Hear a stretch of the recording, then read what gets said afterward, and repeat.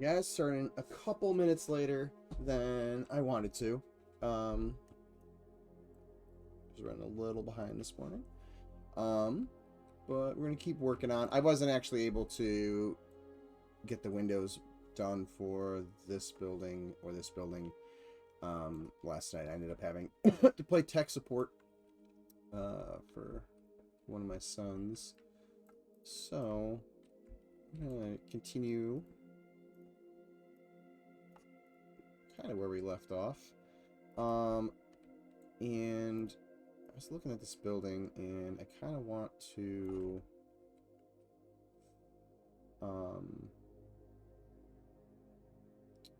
do a couple quick things to it.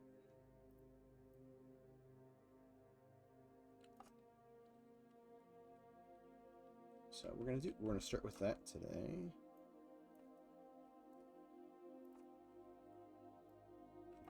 Let's fight again. Oh my gosh, it's gonna reload.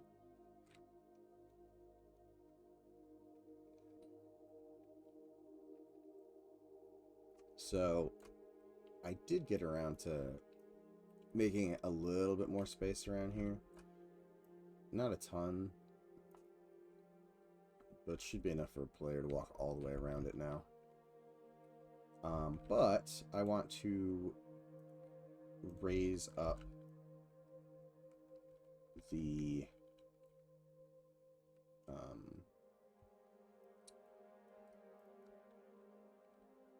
kind of trim that's running around here.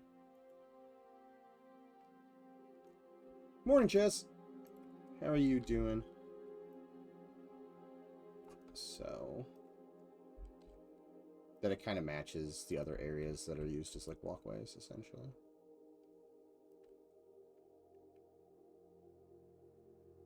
I may even actually, now that I'm thinking about it, let's do this.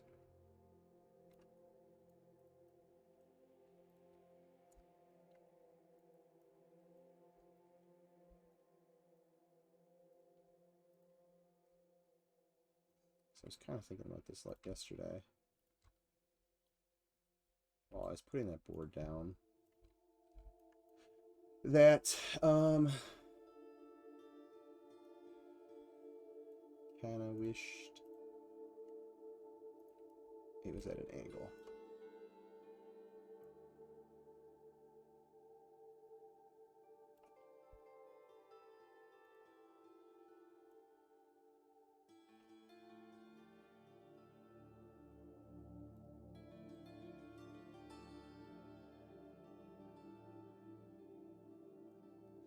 So we will angle it. There we go.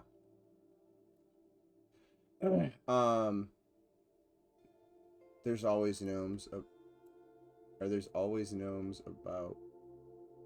about John. You didn't see them. Oh, I totally missed John joined. Hey John, how's it going? I read the bottom one first, and then my mind was like, what's going on? It's really early. My brain hasn't fully awoken. Is this gnome free safe zone chat? Unfortunately, no. There definitely could be gnomes lurking in chat.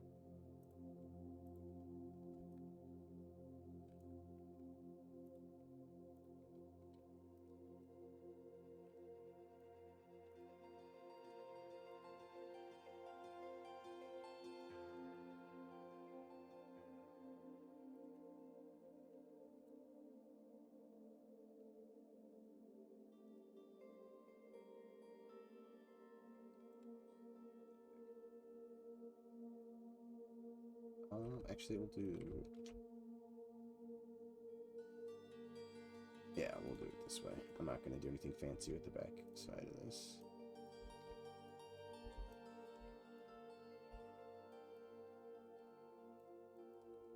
Okay.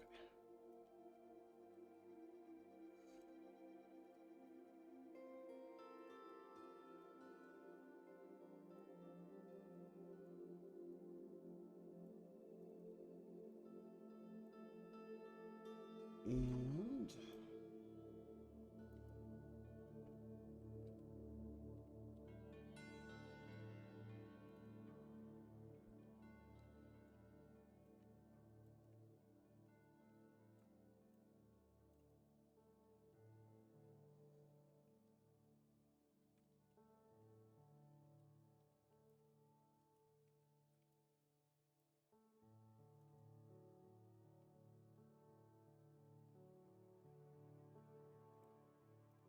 Alright, so what I'm doing is I'm just going to delete these and myself another edge loop. That way I can do kind of this angle that again is very, I mean, it's prevalent throughout other areas of the city, but it's very prevalent over here. What do I want to do? You know what? Maybe I'm going to do the kind of step.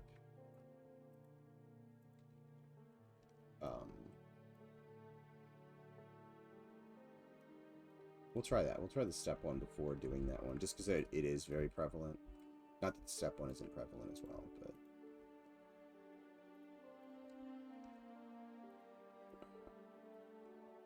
break things up, or not break things up, but add some variety.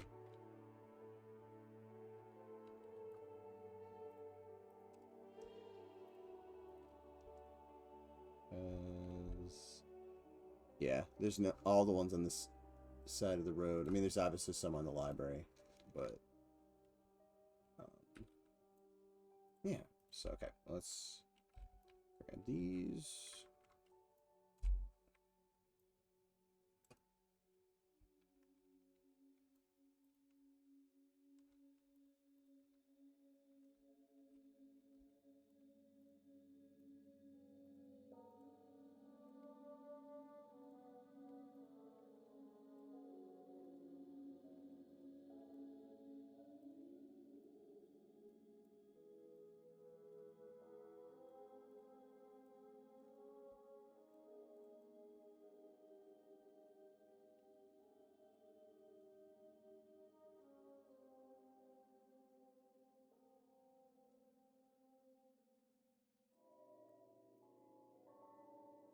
Oh, that was the one I already read.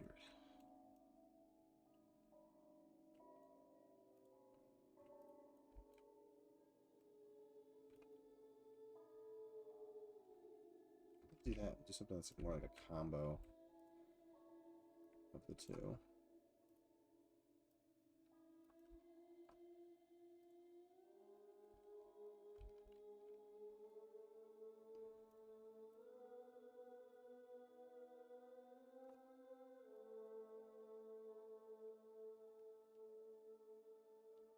I like it. I think it works. Do I have an edge loop? I do have an edge loop.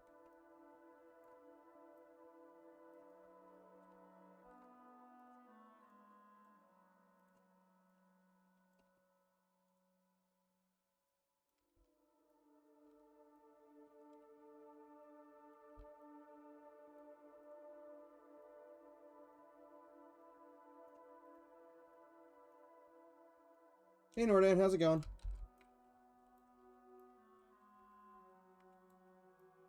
I am doing pretty well this morning. I hope you are too.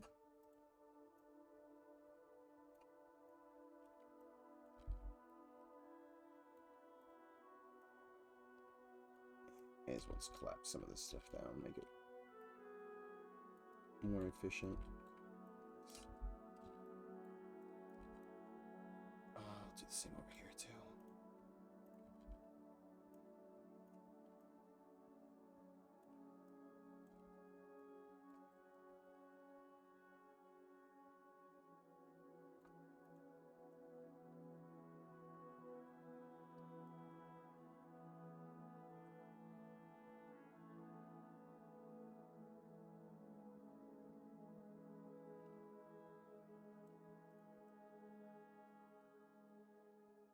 Now, I'm not going to do anything fancy with that spot, but I do need to raise this up. Ooh, hold on a second. I also need to triangulate that. So we'll raise this part up. And I guess do that.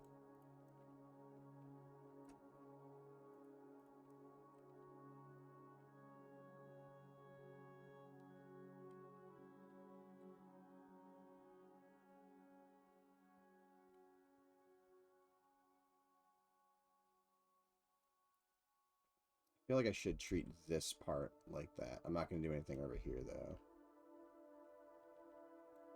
So let's... Alright, I have to delete this face real quick.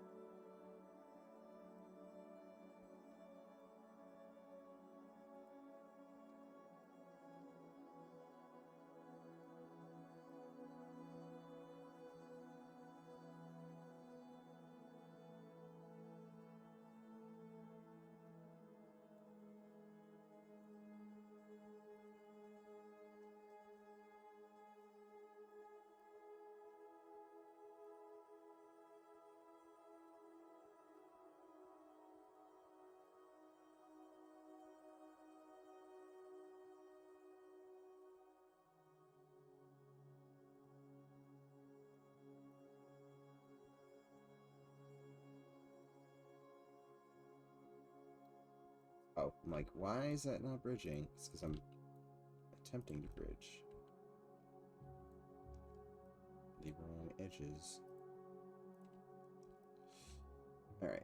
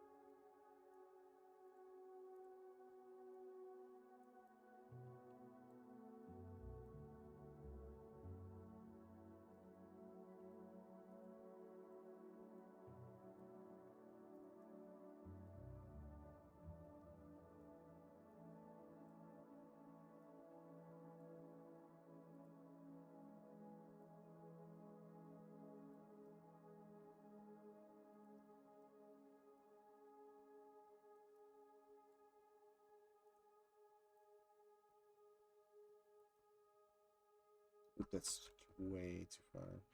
Although, that one's going to be shorter. Let's see.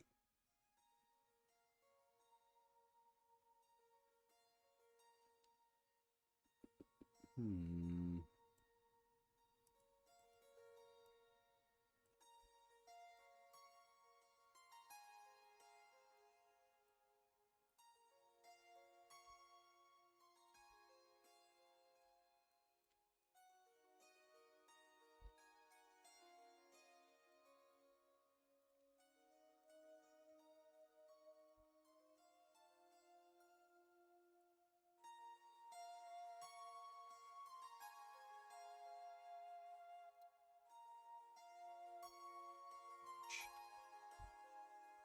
Let me select the correct edge. There we go.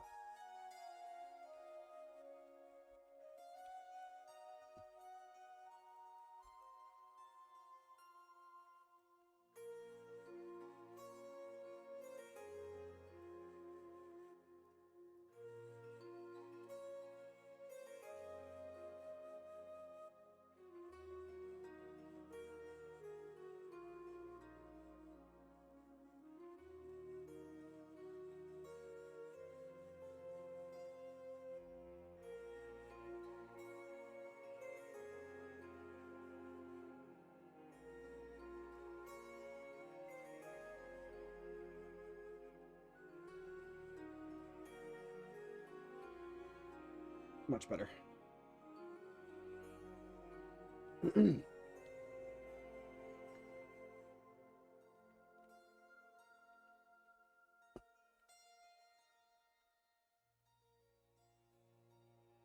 Okay, let's finish a couple of these other windows. Because I don't think I wanted this one. Yeah, because this building already had a ton of windows. I do want one out of this.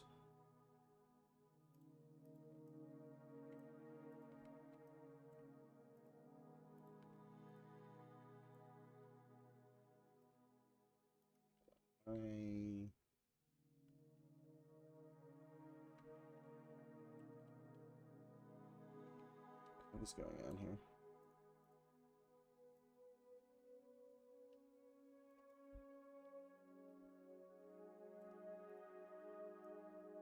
Oh, Pro Builder. Why on earth did it do that?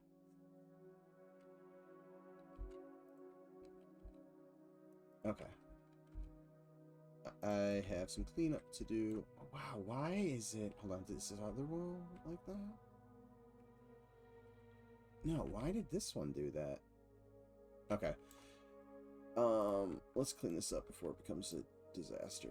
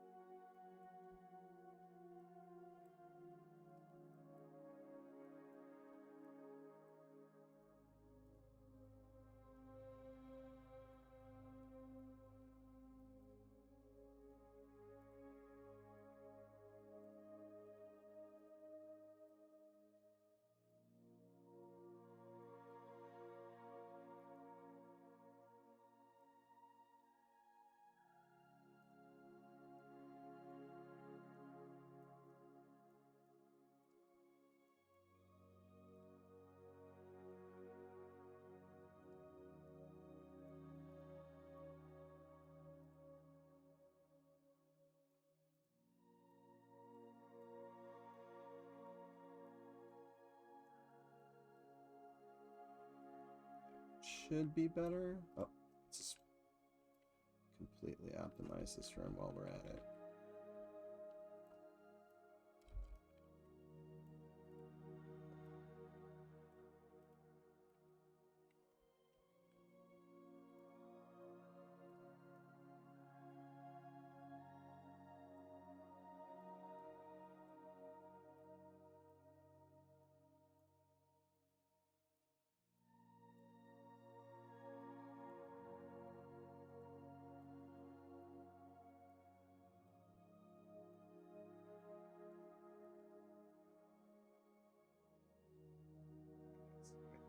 Like, why am I seeing vertices?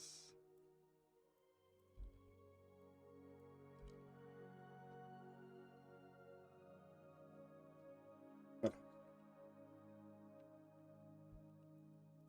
Let's do it. I think... So let's, before I start jumping around, let's get this window in. Because that's what I wanted to do first.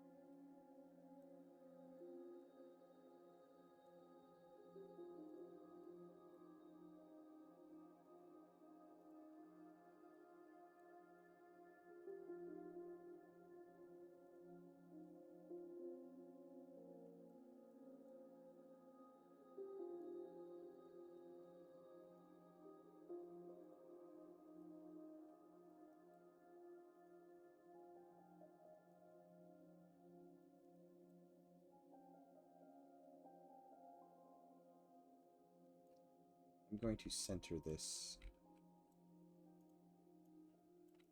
from the outside because it looks goofy.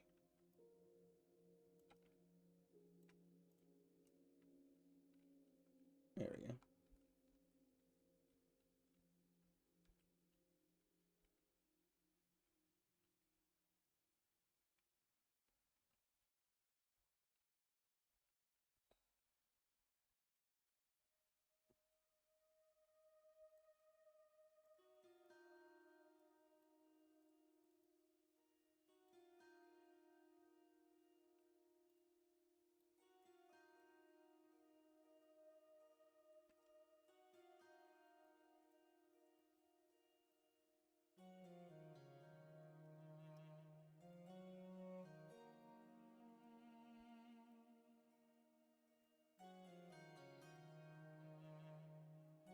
And let's collapse these vertices down.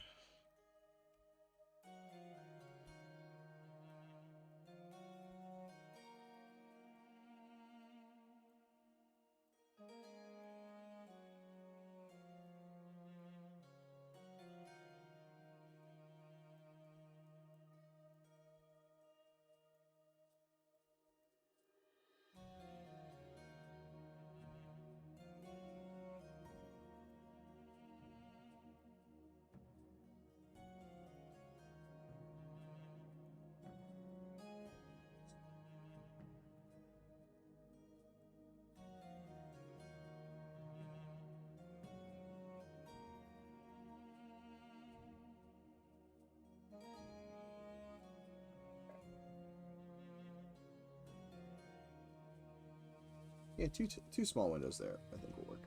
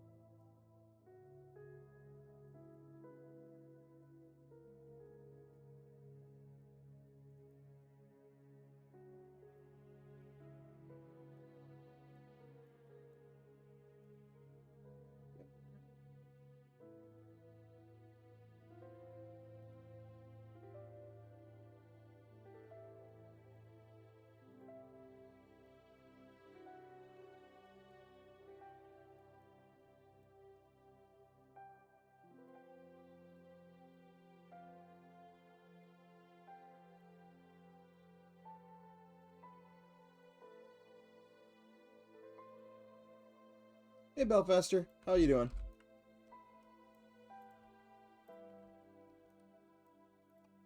Hope you're having a good morning as well.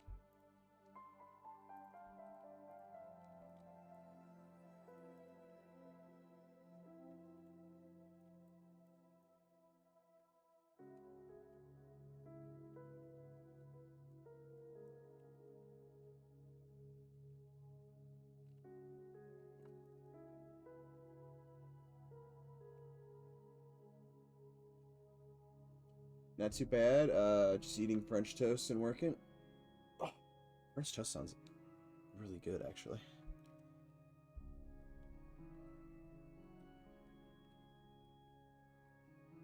Alright, which direction?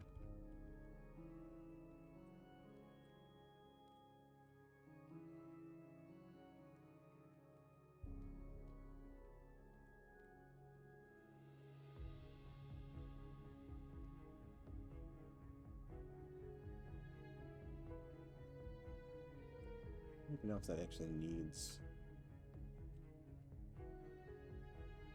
windows, although actually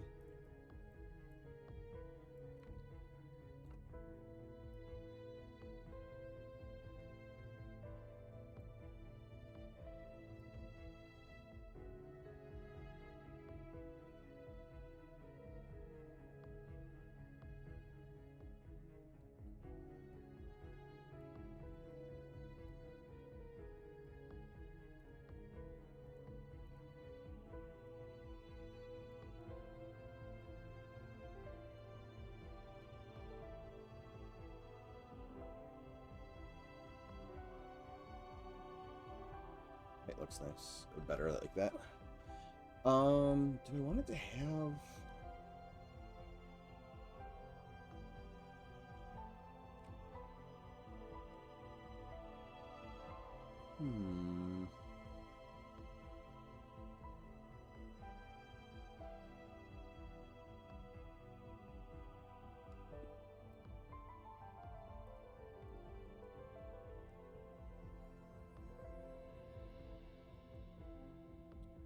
Try something.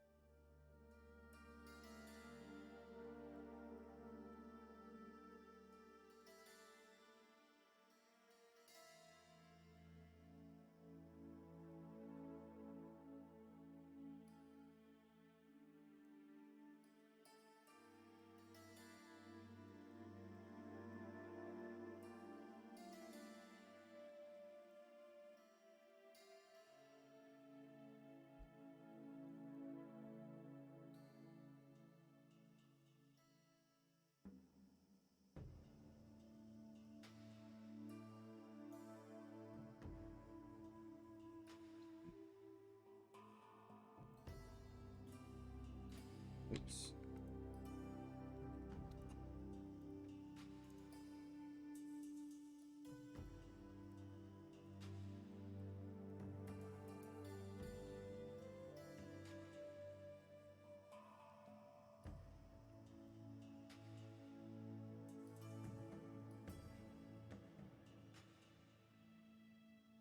Yeah. Oh yeah, yeah. I like that. I might even consider doing that around the side,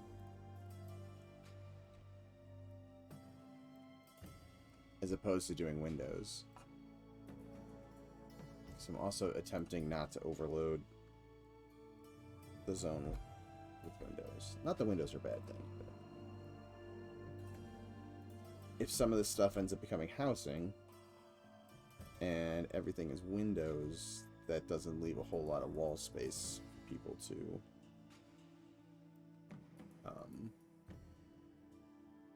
build stuff.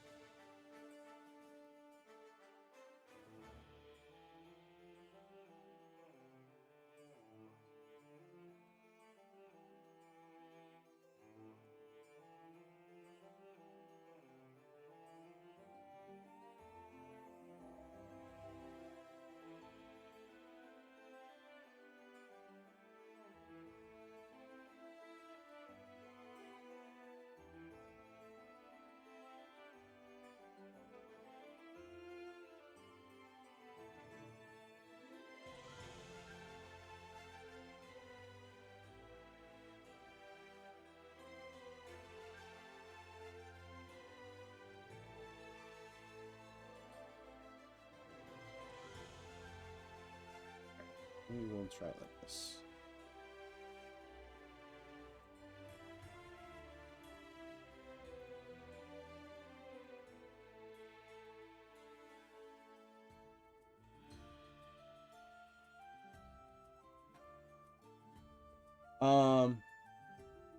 Oh, I need to add a sound to the VIP badge. Because I totally missed that. Good call out. VIP badge. How do I do that again?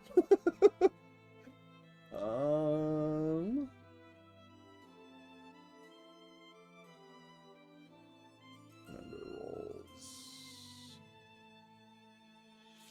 And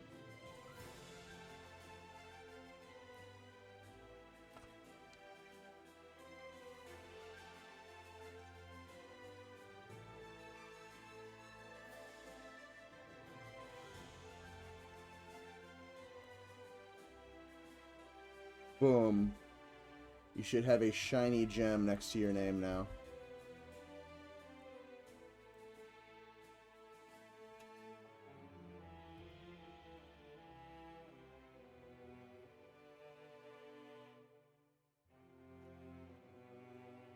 But I don't think it'll show up until you say something again. But yeah, I definitely need to add oh, my back. I know it, like a noise to that event.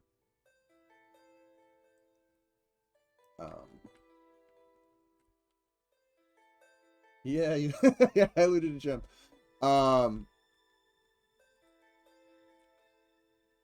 Stained glass. So some of these I'm thinking might have some more kind of the ornate tiles. Do I have an example of what I'm talking about?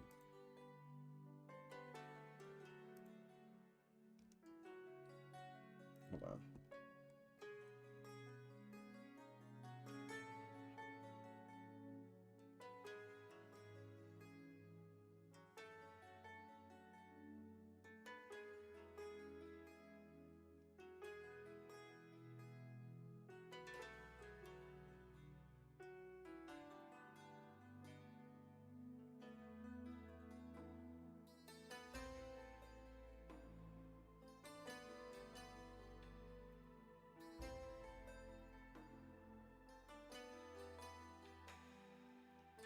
Kind of like this type of thing. So like tiles, with some patterns and colors and stuff to make those pop a little bit more.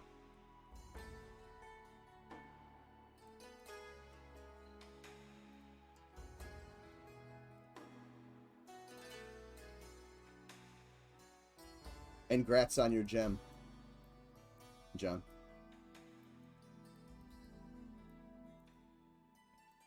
All right.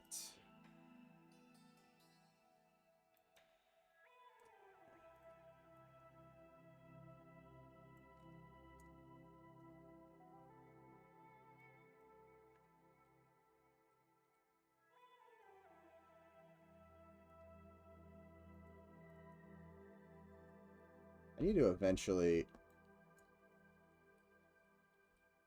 add some more, and get rid of some of the points.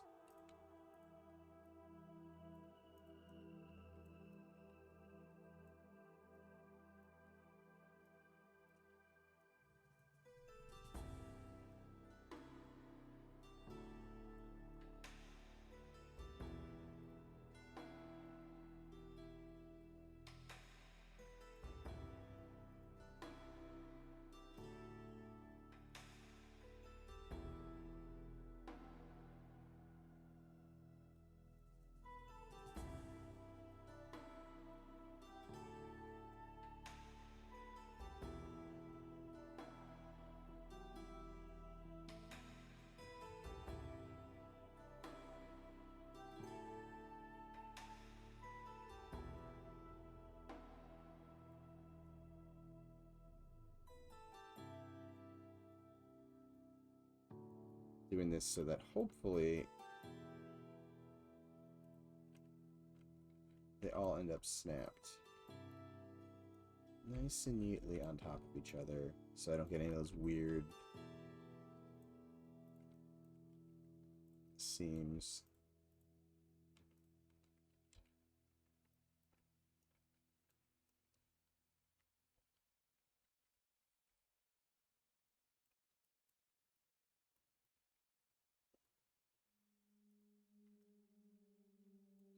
Even though it should be snapped right on top of itself, sometimes Pro Builder does not actually do that.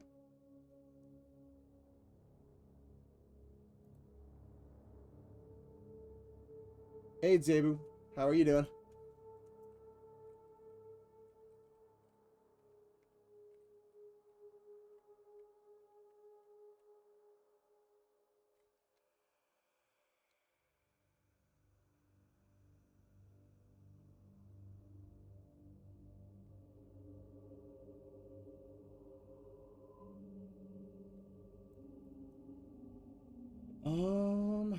Alright.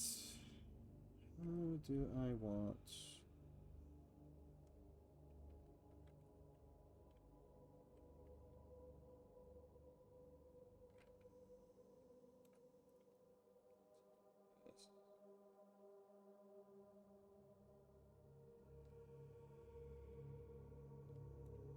Doing good. How about you? I'm doing pretty good.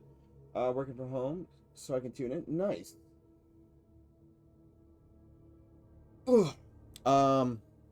Yeah, I'm doing pretty good. Just got started a little slower this morning than I wanted to, but other than that, I can't complain.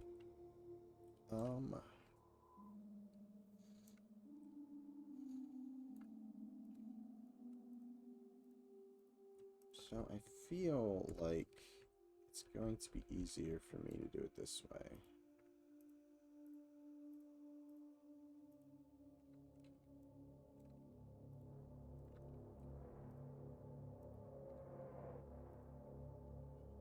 Select that edge.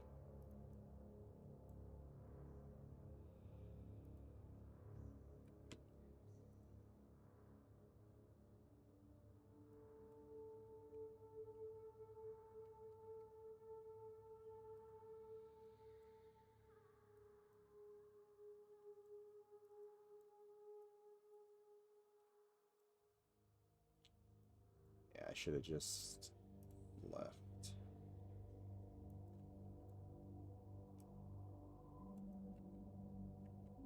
this off and bridged it, but whatever.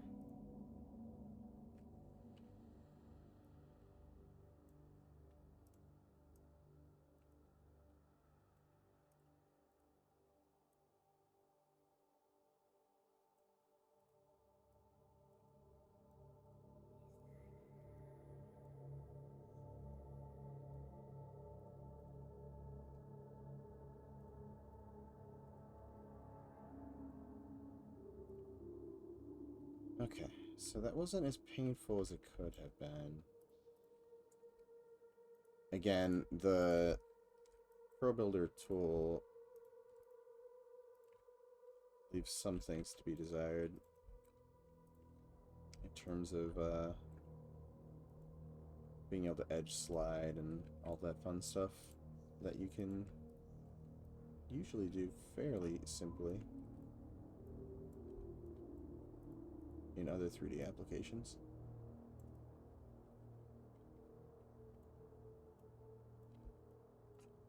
But some of those constraints also kind of help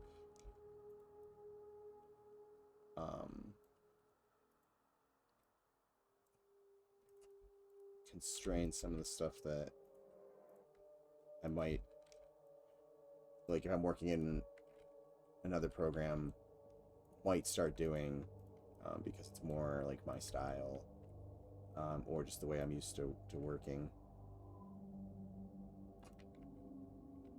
So sometimes constraints are good if you use the constraints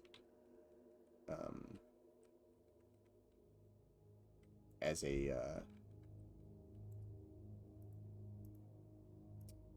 benefit. You can use. I don't know how. I'm not a wordsmith by any means. And like I said earlier, my brain is not awake enough to really articulate the thing I'm trying to say. Anyways, let's.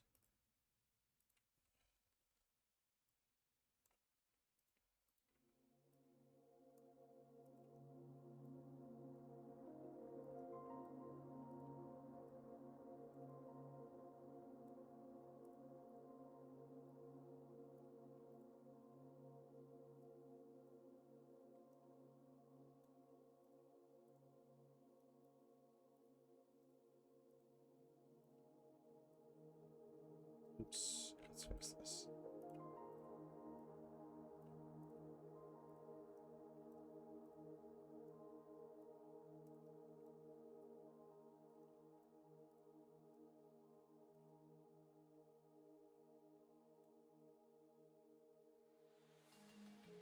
All good. I'm not very good with words either. Yeah, words are hard, especially English.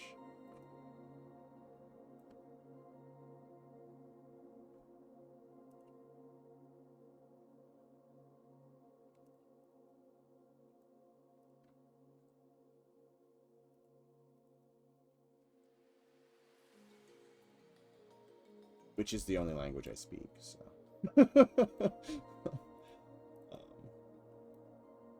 Have that going for me.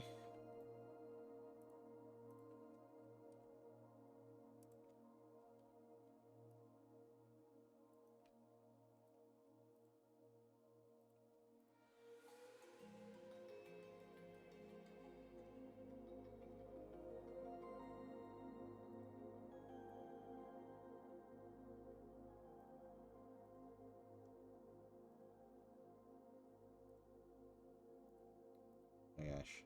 There you go.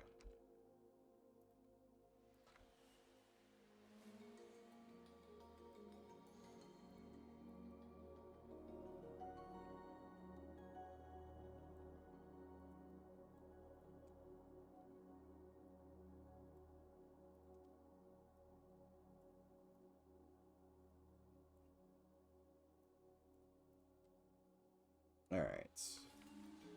Let's just this hole.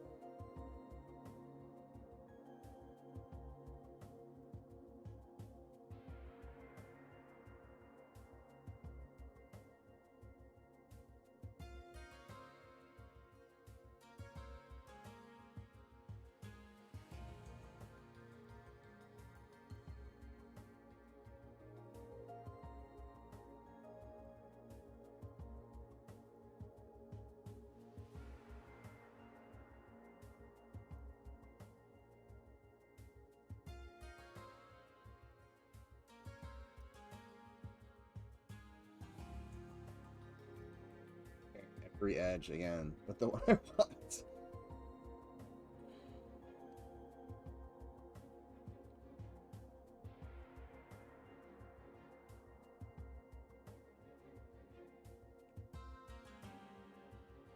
I think I'm gonna keep that. I was gonna do the 3-tiered step, but again, it's something that's just slightly different, but feels in the same style. And I think variety is always a good thing to have. But I am going to do one thing. Oh, I can't select these the way I wanted to in my head. So I would have just selected the entire face, which is not what I want to do.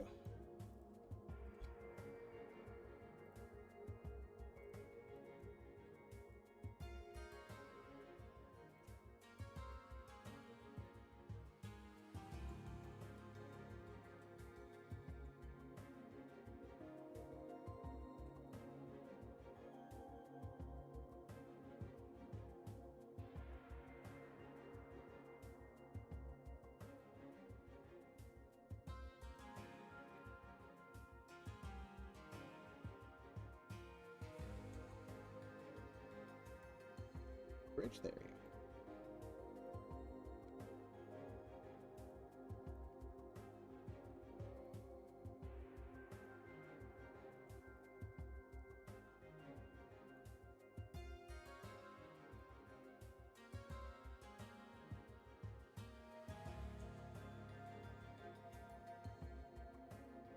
So I'm adding a couple edge loops. The reason I did it that way was because I had optimized it so it was triangulated so I couldn't cut across easily enough. And I have a distinct feeling that it would have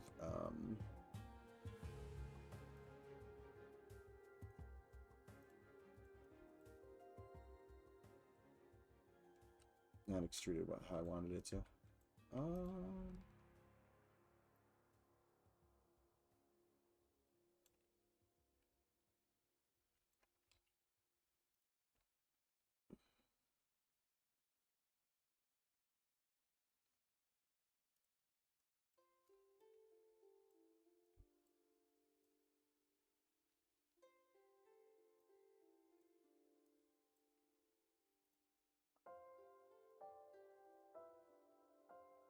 Yeah, I guess that's fine.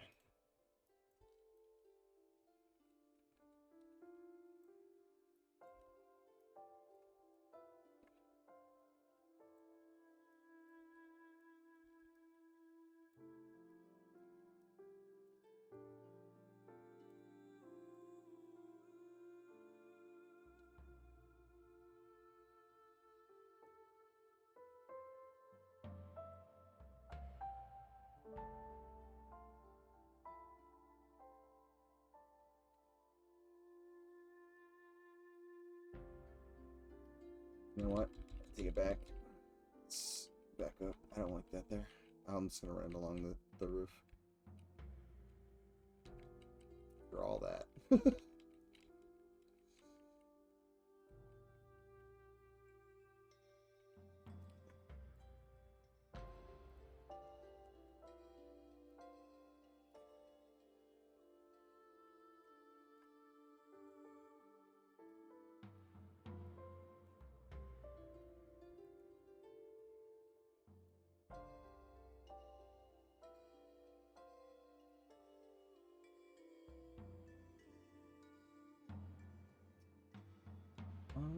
Ring and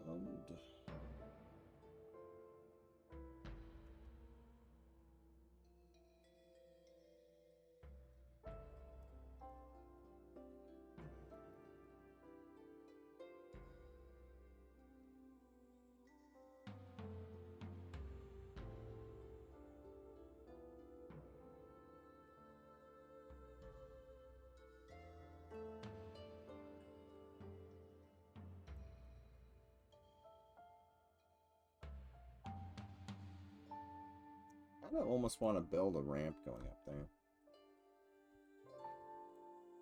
Let's see if that's even doable with the amount of space I have.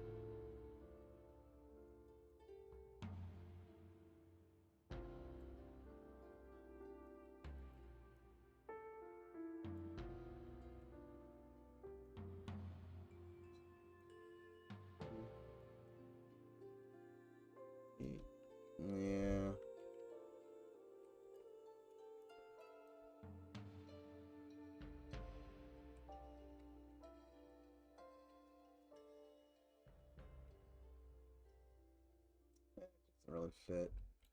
Never mind.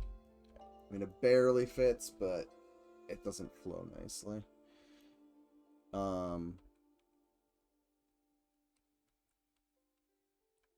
What I can do, though...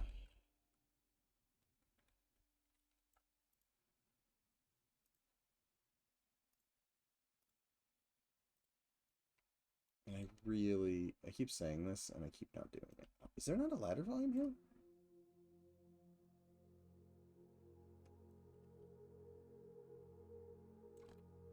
Well, then.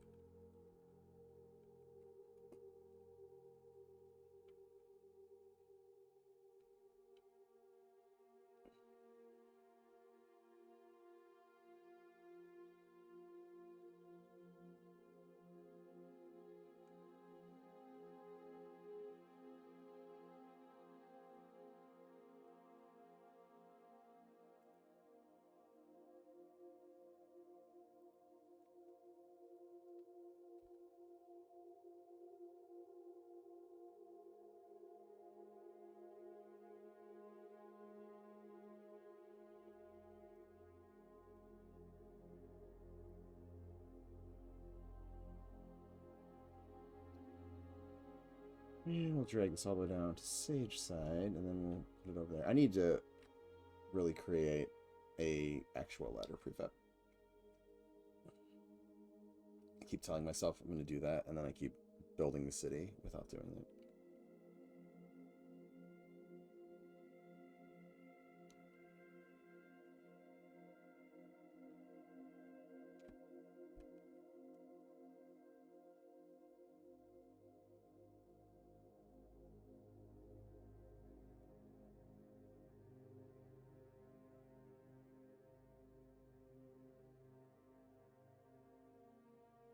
Sorry, I know this is super riveting watching me slowly go through the hierarchy to get to the spot. I need to seriously make a prop folder for, or a prop group for the crates in the garrison, because there's like a couple thousand of them, I think.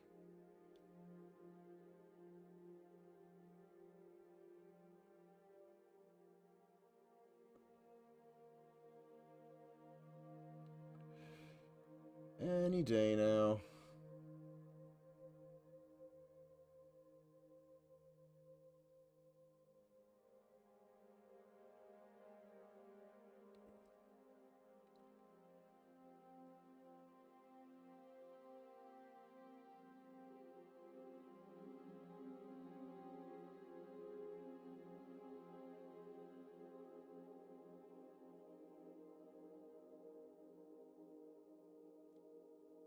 Yep, we're in the thousands. We're almost there. Yeah, it's a lot of crates. And there. And we will do this right now, where I'm going to just go way up here.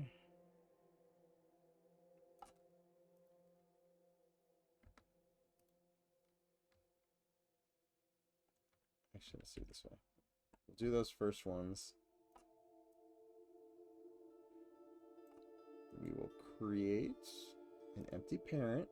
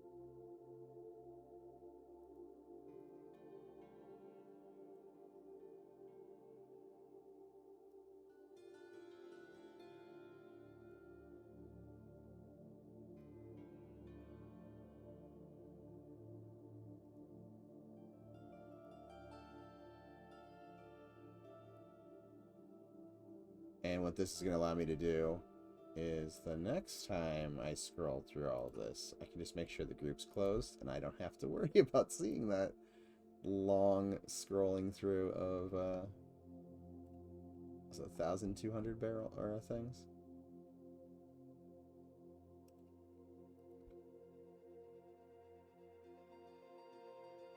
What I really should just do is put all of these in here and just change the name from barrels to props.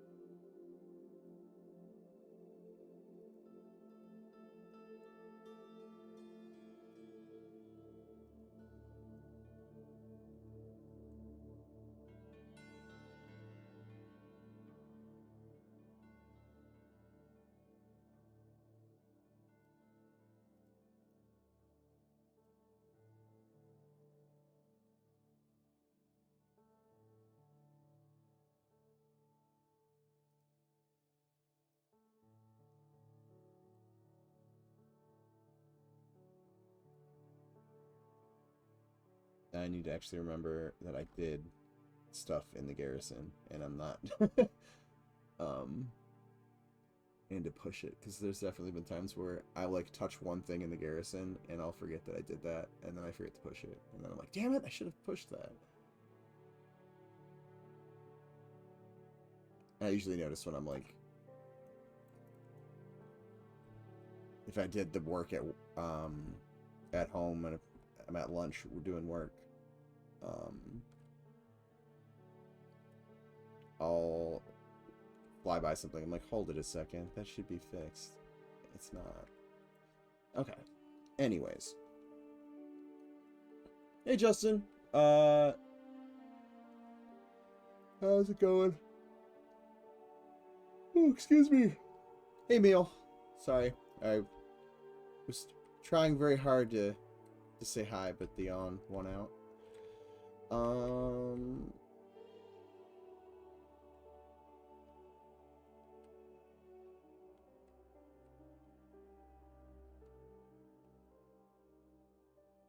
Two windows on this side.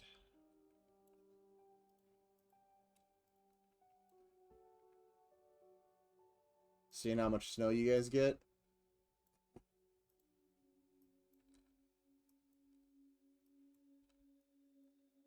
I think we're supposed to have like a weird weather swing. I think it's supposed to be like 50, but then it's supposed to be... Let me check that. I'm not lying. I think it's supposed to be from 50 to like 30 today. But yeah, we're supposed to have a real nice... Like, it's supposed to get up to 60 now this afternoon here. And then... down to like the mid-20s by tomorrow morning. We've had such a mild winter here. Not that I'm complaining.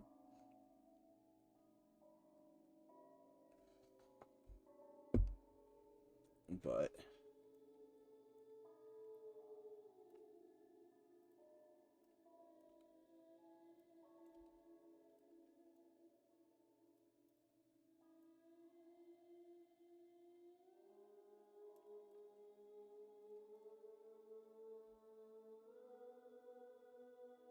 whew, excuse me. I don't know why I'm yawning so much today.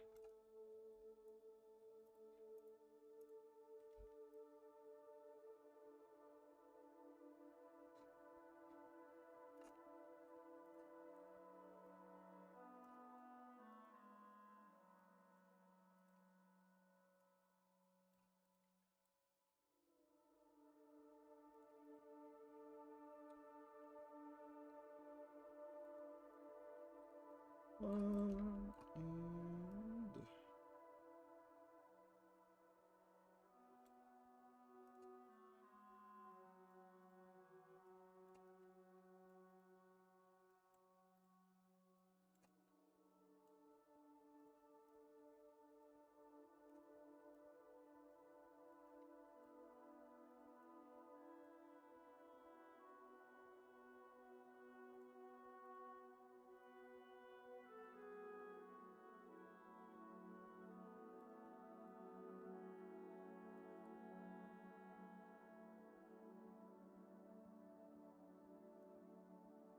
late night last night like me?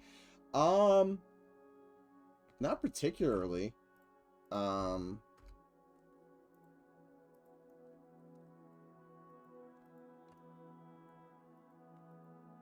trying to think when I went to bed.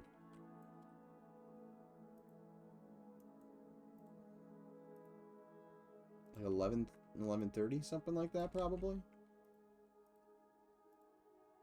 Which is on the later end that I try to go to bed, but nothing like, oh yeah, I was up to 4 or something like that.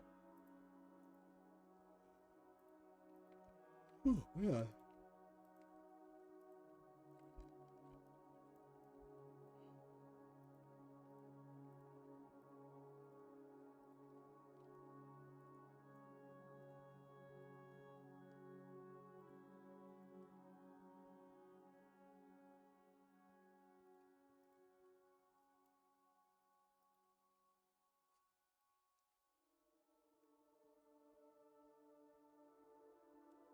Hmm.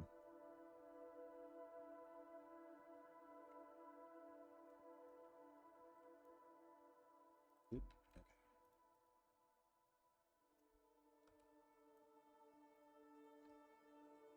Let's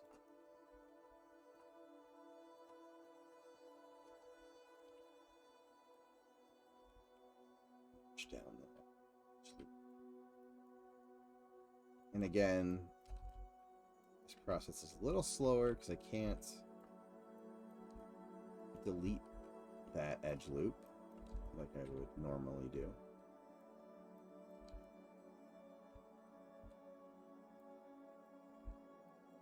To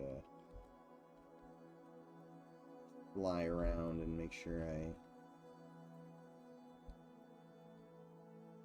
collapse all those vertices on top of each other to get rid of it.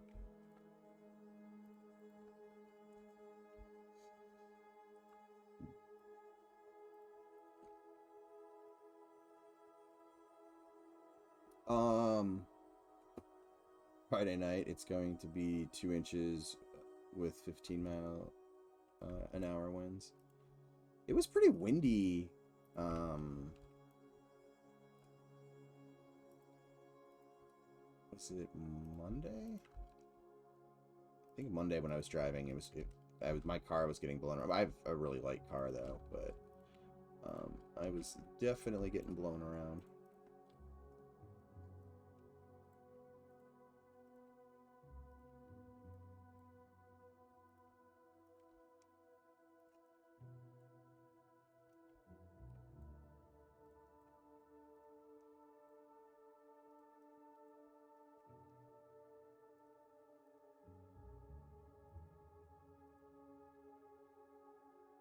Uh, 1 a.m. for me. Work has been all meetings, too much work-life stuff. Was able to get a bunch of programming done, thankfully. Oh, that's good. You were able to get some stuff done.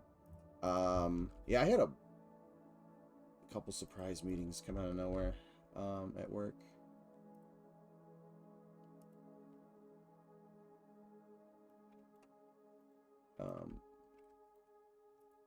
So I hear you on that.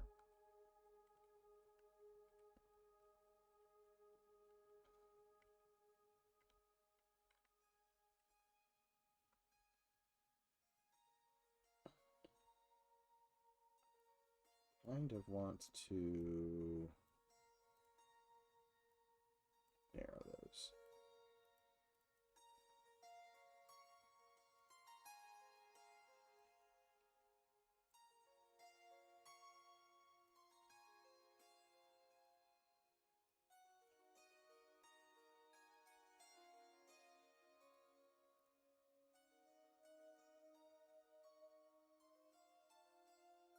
And let's actually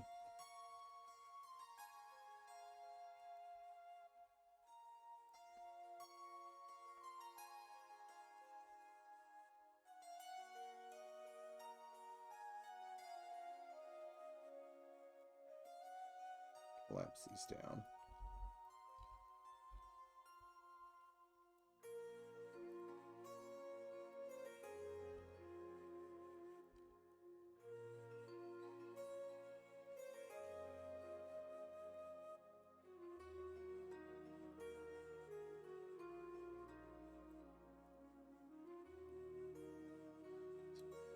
weird extra bases because I wasn't paying attention to that, and I missed one edge loop when I was optimizing it, which I think I did off stream a couple days ago. And then obviously was doing some more work on it today, but that edge is why there's all this extra weird stuff floating around.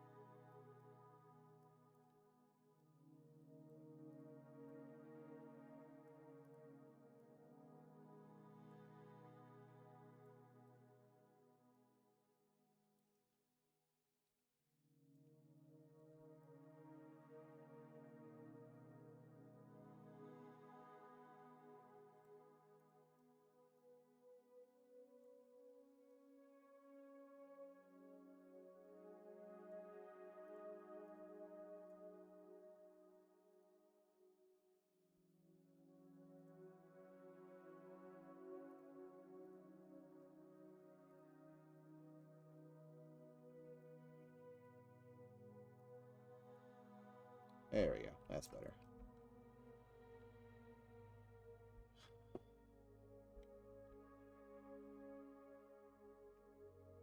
Yeah, that looks better with just having those narrower. Because, like, these were dominating those windows, which I guess is fine, but it just made these windows look funky.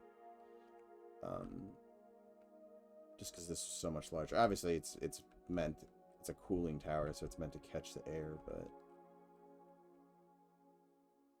Whoops, I meant 2-degree temperature. Oh, yeah, it's cold. Oh my god, I can't stop yawning. Yeah, it's definitely cold.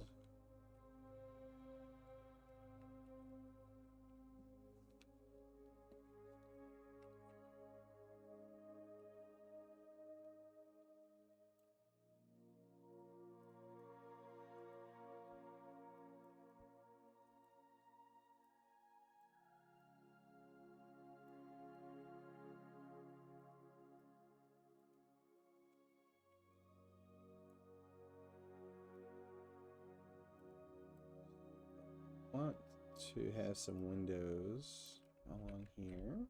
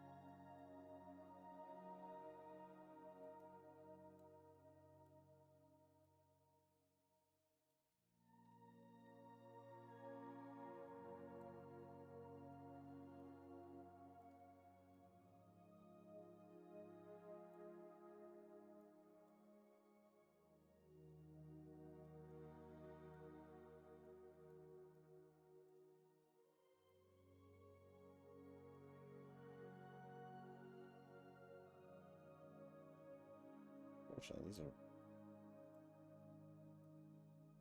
going to be very small. Unless, hold on a second. 1, 2, 3, 4, 5.5. So technically, this to be there, and then it'll have a kind of like a trim running around the top of it. But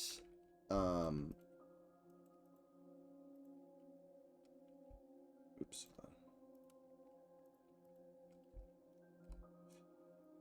It should let me.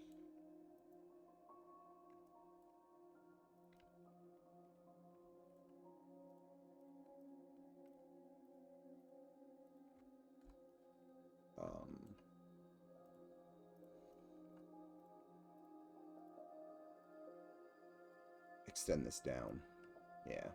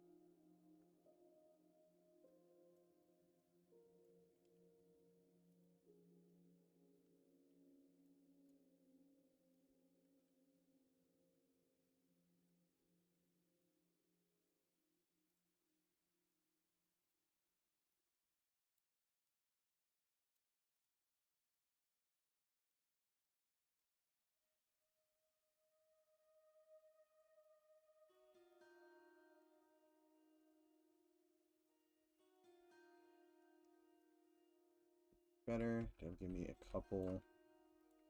So I have a really high ceiling. But whatever.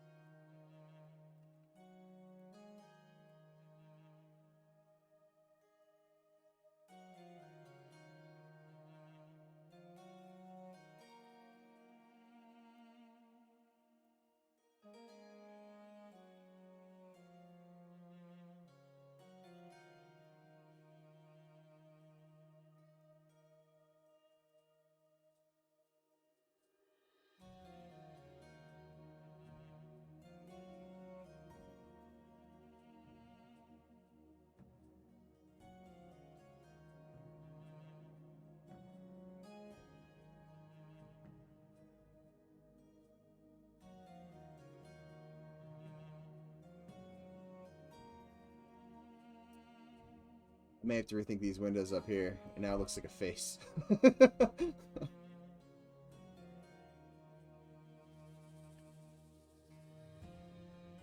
Yeah. Maybe these windows need to go in the front. Or one of them needs to go up. Because that looks goofy. Hey, Supertari. How's it going? Jacko building. It's got a little hat. It's like the State Puff Marshmallow Man building.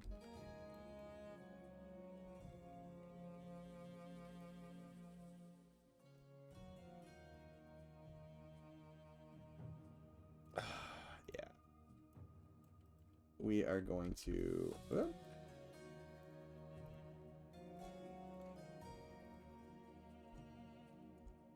get rid of at least one of these windows.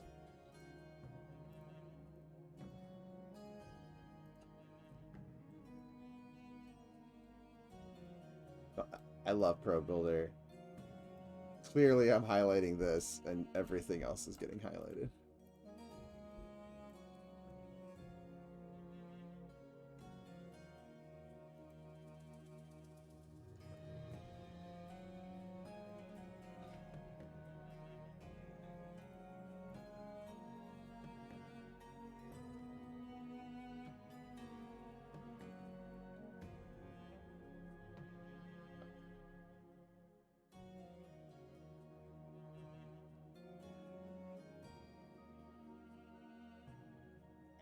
That looks much less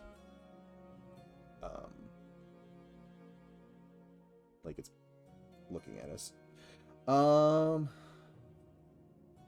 Put some lights in the eyes. You need to keep it now. But add a nose. Now it's winking. See, that'll be everybody in this stream's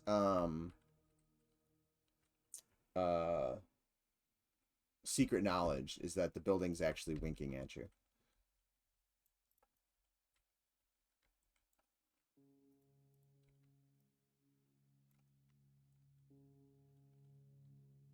Only people that watch the stream and or the VOD will know.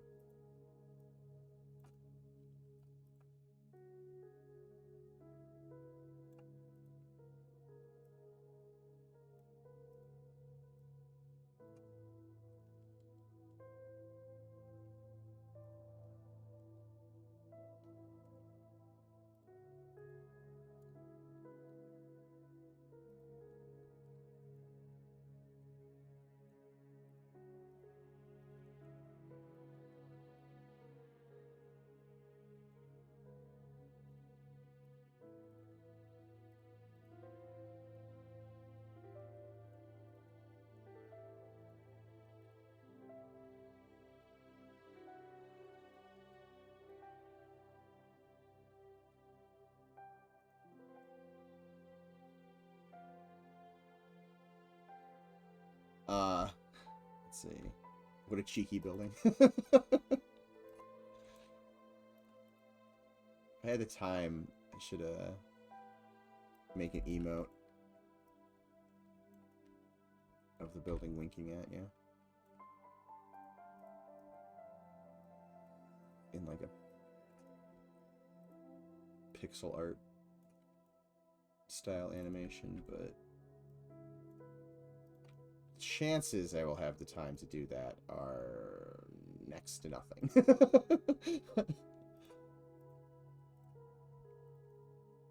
Let's be real.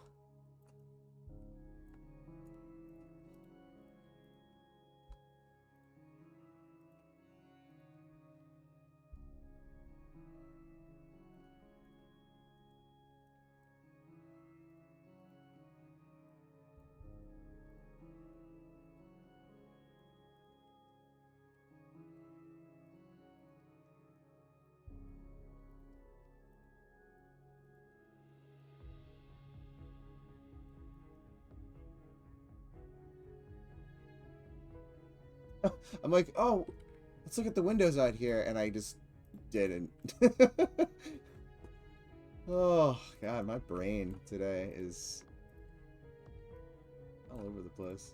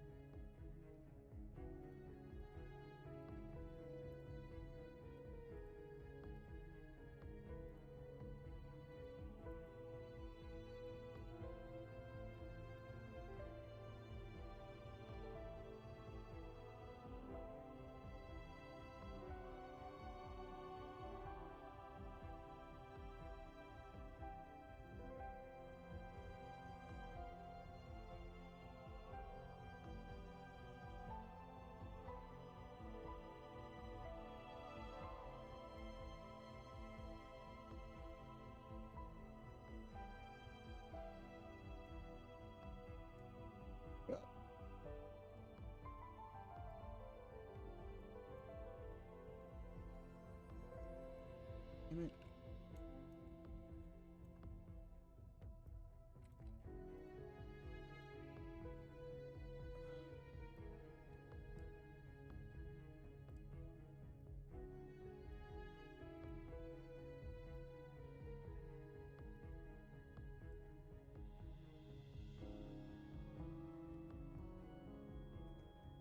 Now I can move this around.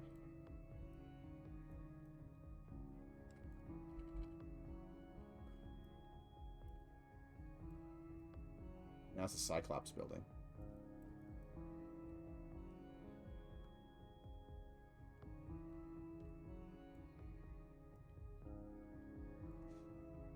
Two, three, 4, 5, 6, 7, 8, 9, 10, 11. So 1, 2, 3, 4.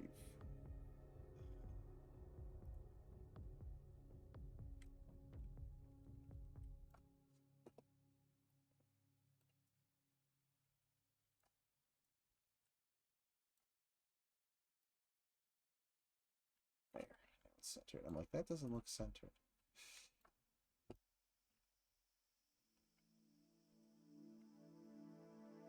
Yeah, I think we'll leave it as Cyclops building. I don't mind that look.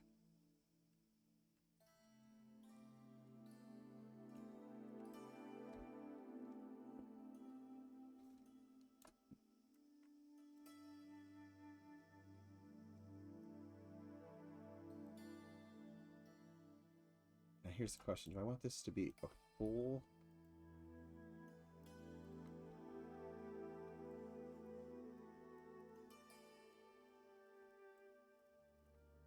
high ceiling, or do I want to do like...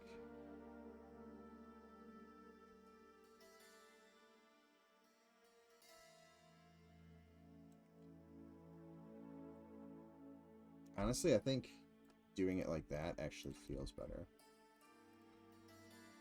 I feel like this is just like incredibly high ceiling for no reason.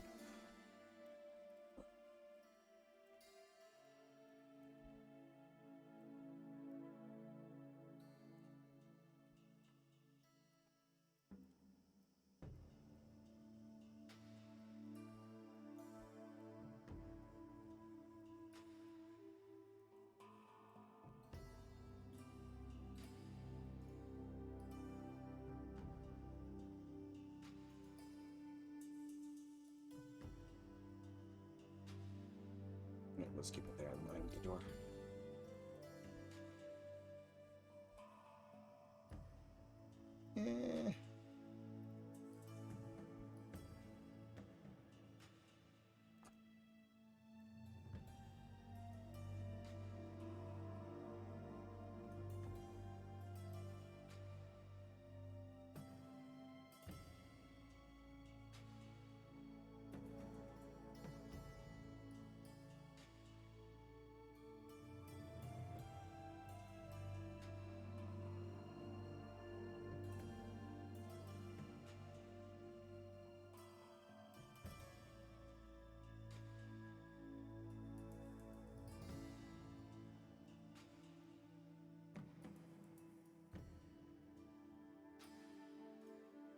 Oops, I forgot to delete the new faces that I made.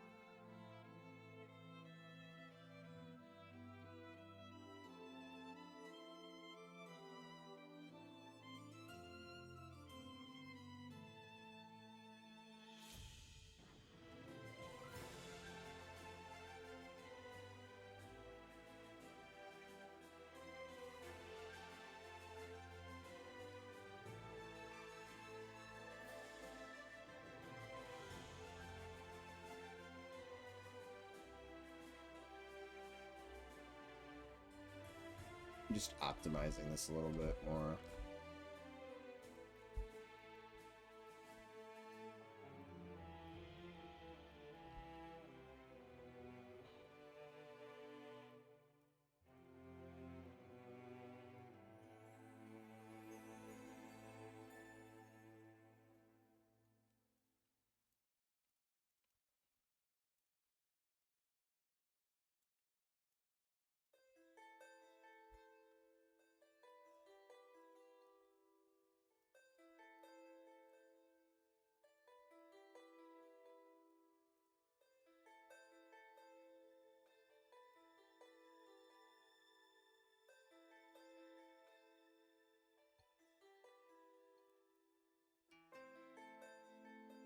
Collecting everything.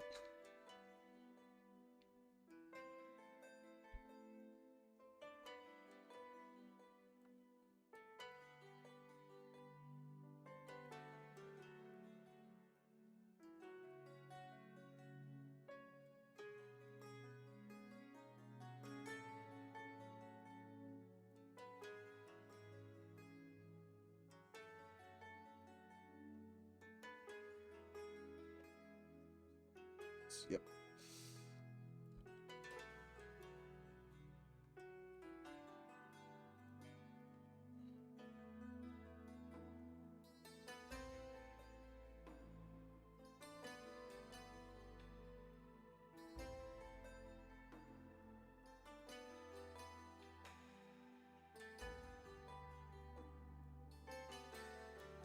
Yeah, that's a little bit better. I've noticed you doing this before. Are you just merging vertices when you're doing the optimization? Unfortunately, yeah. If I was able to, I would just delete edge loops. But I can't with Pro Builder. So if I want to get rid of like an edge loop just like this, I have two options. I can put vertices right on top of each other, like so, and then I'm hitting on a keyboard shortcut, which is Alt and C, to collapse the vertices on top of each other. So that's one way. And then the other way would be to, and this isn't going to necessarily, well, I guess I could do it this whole way. But I can delete the two faces, and then I can just bridge like that. But then I'd have to go and do it up here as well. So sometimes it's faster to do it one way than the other.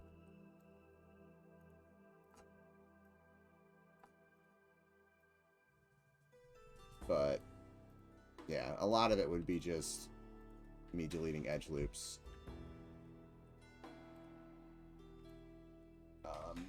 If Pro Builder gave me that ability.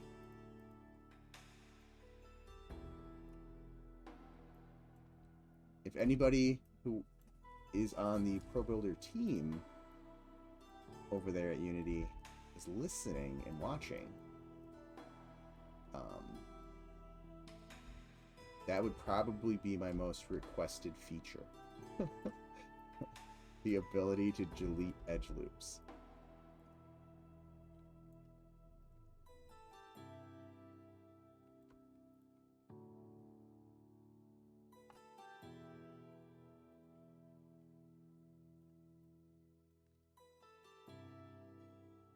So you can see that's essentially what whenever you see me dragging stuff like that, that's just me collapsing faces down on top of each other. Okay, so now we got this building.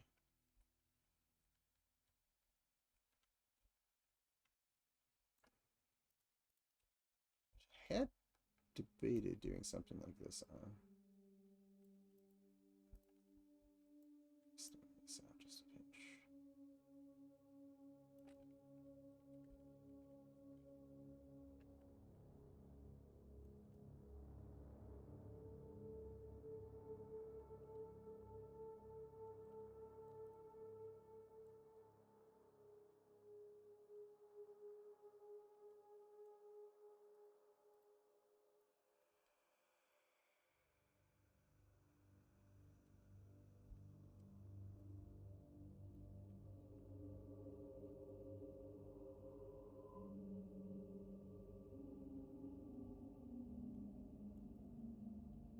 I have a seam.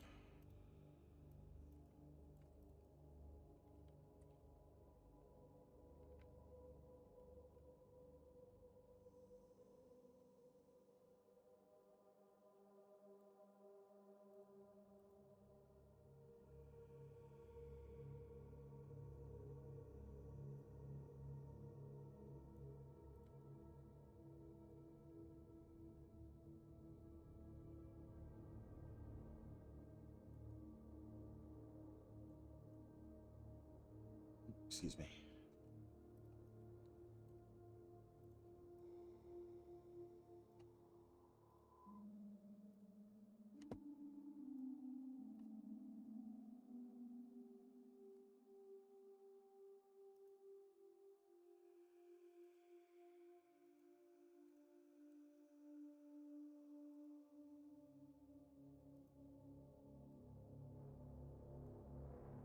Okay, so how many do I need to set up? 1, 2, 3, 4, 5,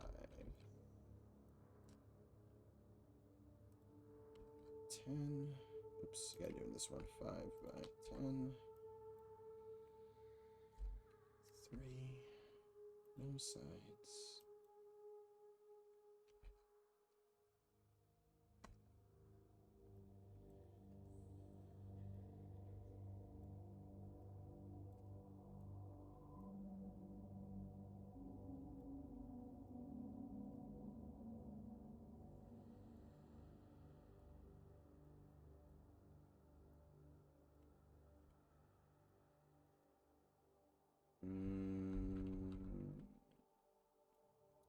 That's not gonna work there. I guess that could work.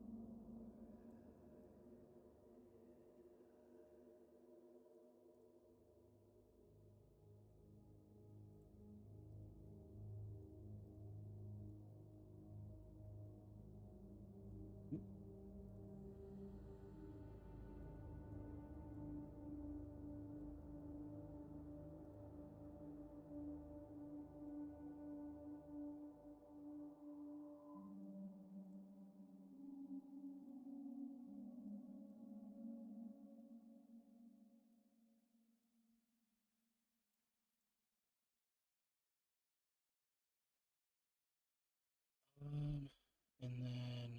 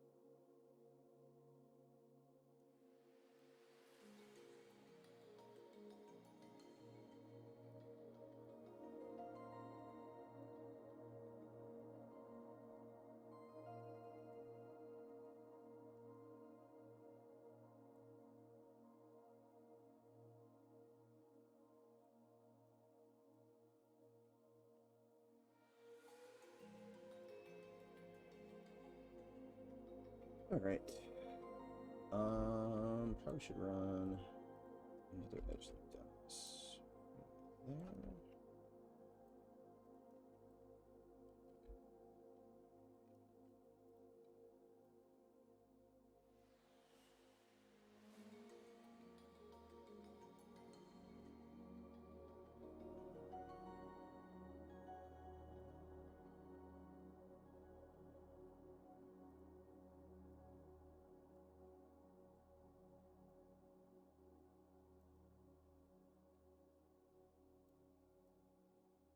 You know what?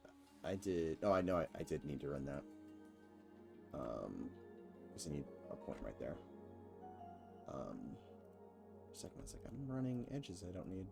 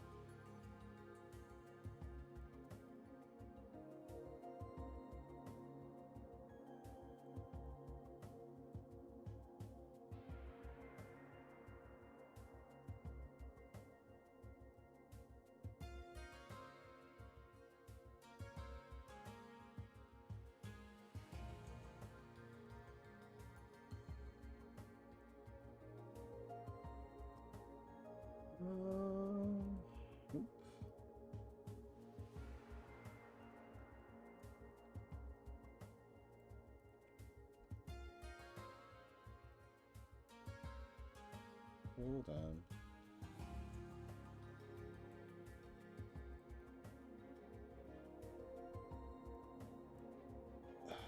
Damn it, Pro Builder.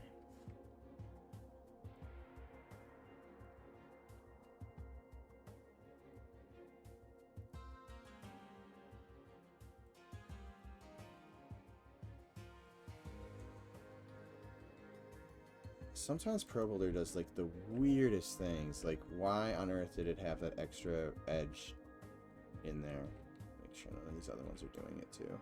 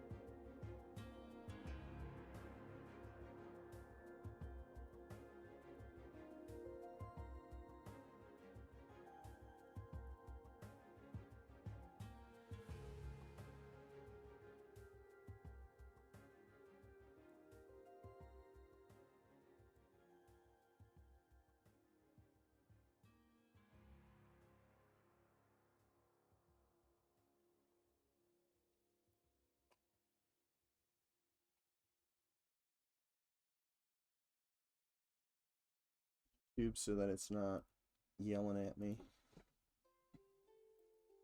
Want to switch this to Alexa?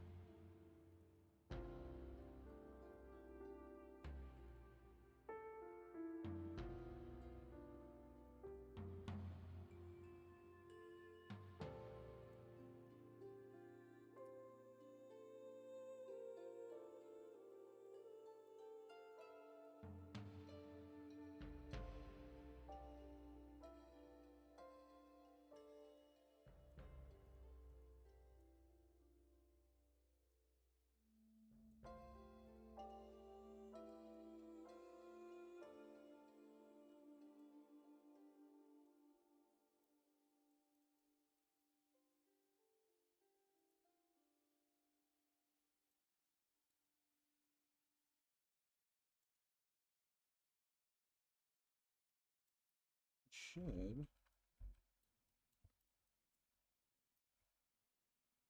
be good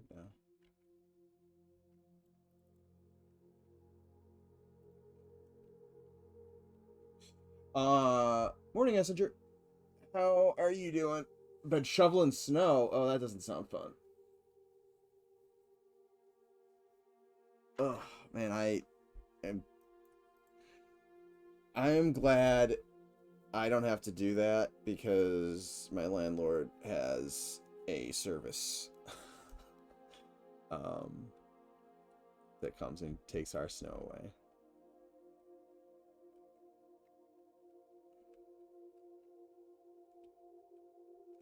Man, does that suck. Your skill of snow removal has increased by 1.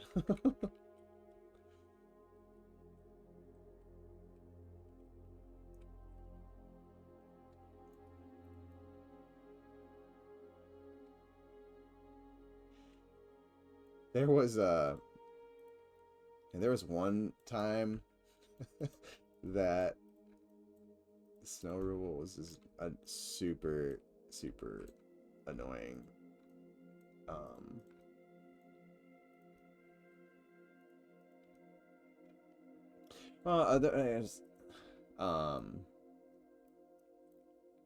I guess no, it was annoying. So me and my my ex for a bit had stayed at my grandparents' house after my grandmother passed away, so that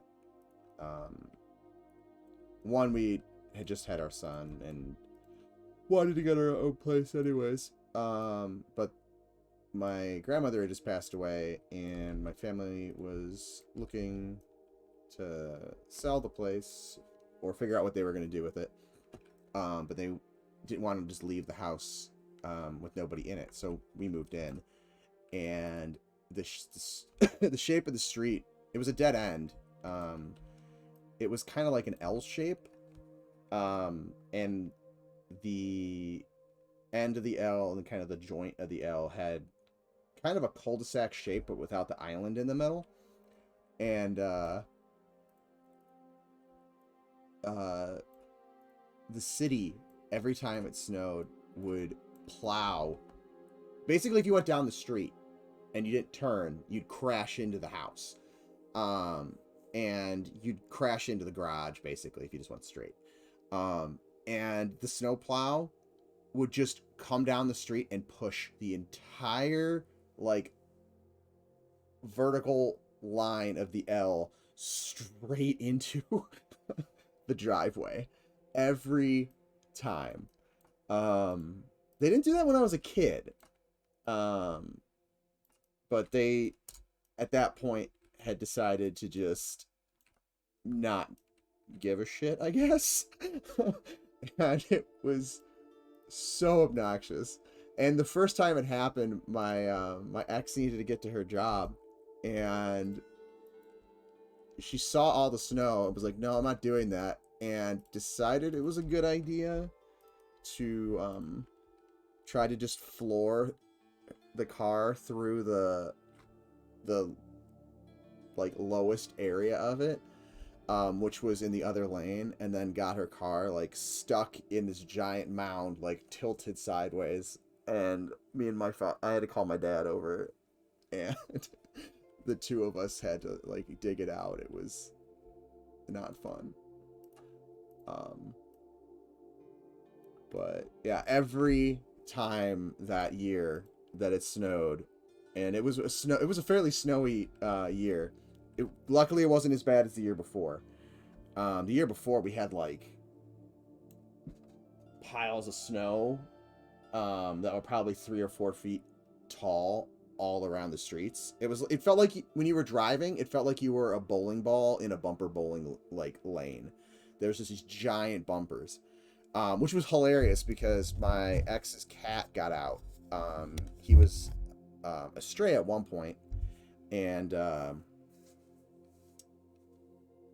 loved to go outside. We wanted him to be an indoor cat, but he wanted to be an indoor-outdoor cat. But anyways, he got out the one time, and we were chasing after him, and he'd look up at these like giant mounds of snow, and it was the sidewalks were the same way. It was just so deep, and he ended up like running up towards somebody's garage, and again, like mountains of snow on either side. He just looked around, because normally he would just like have us chase him. I think he thought it was fun, through the neighborhood, but he ended up just like backing himself into a corner. It was like it was literally like a dead end of a maze. And then he just like sat down and he just like meowed and sat down and like waited for us to pick him up, because he's like, I'm not jumping into that giant pile of snow. But yeah, that just getting the entire street's worth of ice and snow and getting it all compacted right there. It took so long to like be able to get out of the driveway, and that happened probably a dozen times or so that year. Shit, that is awful. yeah, it was. Another awful one. A friend of mine, when we dated, lived in kind of like suburban rural Cleveland. So it's like, you know, further out, a little bit more country like, and her house was on 5 acres, I think, and she had a driveway that was like at least 150 feet long, and the year before she sold the house was fairly snowy, and because it was out in the country, she didn't have like natural gas or anything, which is what most of the area has. So she had like oil-based like giant oil tanks in the basement that like a truck would come and like fill up, and that's how the heating worked. And there were a couple, like, it got so bad that the truck couldn't come down, or the truck couldn't make it up the driveway, so I had to like go out there and shovel it with her the one time, and then another time there was like this giant blizzard, and I'm like, and I think the tanks were low too, and I knew it, and I'm like, oh, I'm gonna get ahead of this and not let it freeze. And in the middle of a blizzard, sat there and did the entirety of that driveway by myself. It was awful, and it was like a legit blizzard. As I got to the end of it, I was shoveling, and the shovel hit something, and it was the backboard from the basketball hoop had been ripped off because the winds were so so high. So it was a pretty windy blizzard for sure. I mean, I guess the definition of blizzard has to be over 30 miles an hour or something like that. 35? I forget all the criteria for blizzards.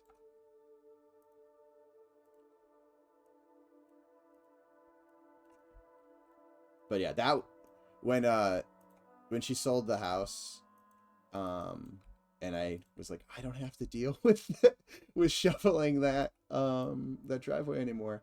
I was very happy. I still give her shit about it to this day.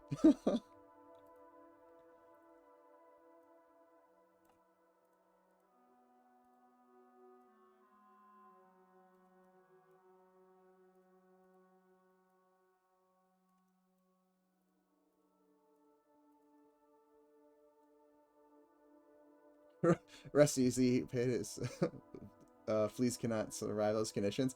Actually, funny you bring that up, because that's how I eventually won that battle with the fleas. Was it got cold and I didn't turn the heating on, and I opened up the windows and I chilled them to death. That was how I finally won. Because the bombs were only reducing the population. It was not killing them. So I eventually won when it wasn't like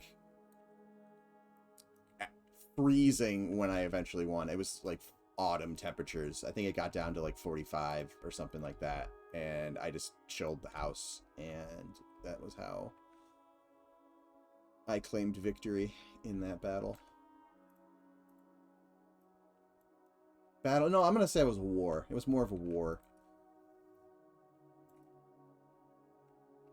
It was a war that used chemical weaponry and the environment. It's incredible.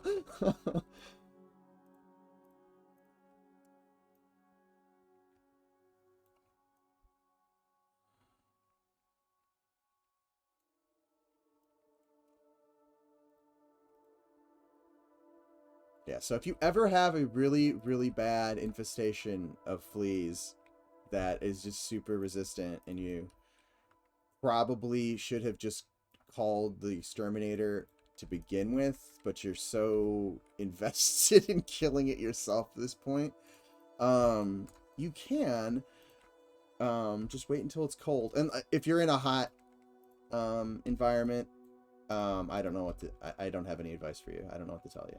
But if you're in a cold weather environment, you can just chill them to death. I have done it. It did work. Should I have probably just called like Orkin or something when I initially got covered in fleas? Yes, probably.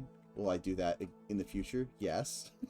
Did I probably spend more money on flea bombs and flea spray and flea powder and all of that other stuff than I would have just by calling? Yes. But I do have the satisfaction of knowing I won. That I did it. Or Mother Nature did it, but it was by my choice. So, I guess prioritize your... What does beating the fleas mean to you?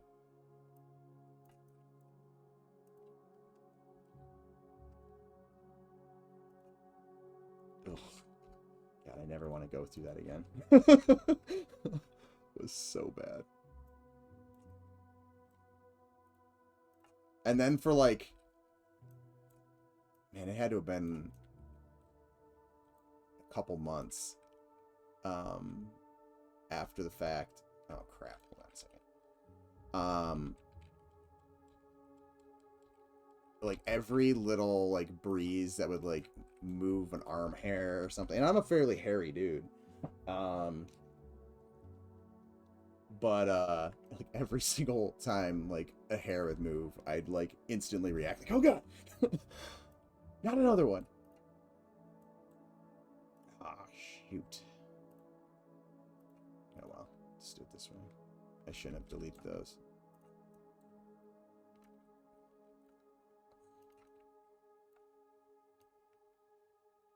It's like you walk into cobwebs and you learn kung fu, and then you're like freaking out for the next hour and a half that there's a spider walking on you.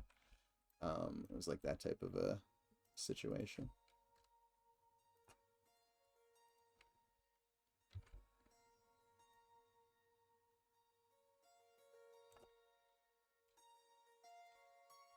Didn't I literally just do that?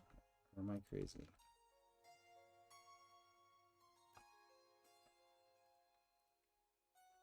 Okay. Much better.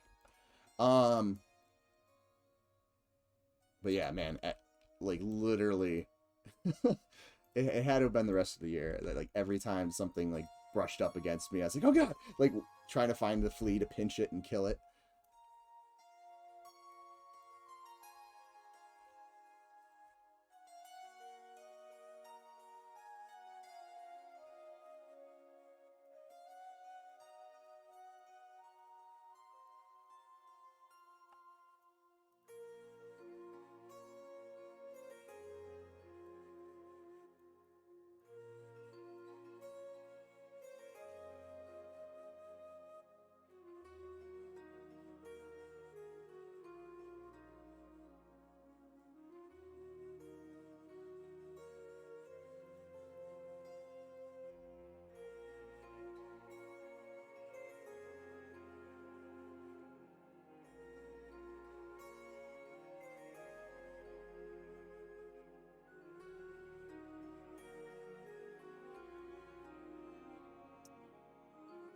Let's see. We used to live in a street that we'd that would have a sidewalk snow thrower and would throw all the damn snow on my car. Would end up being like cement. I think the city here sometimes, I don't think it's every time, but like if the snow's deep enough, they'll run like a little like golf cart sized snow uh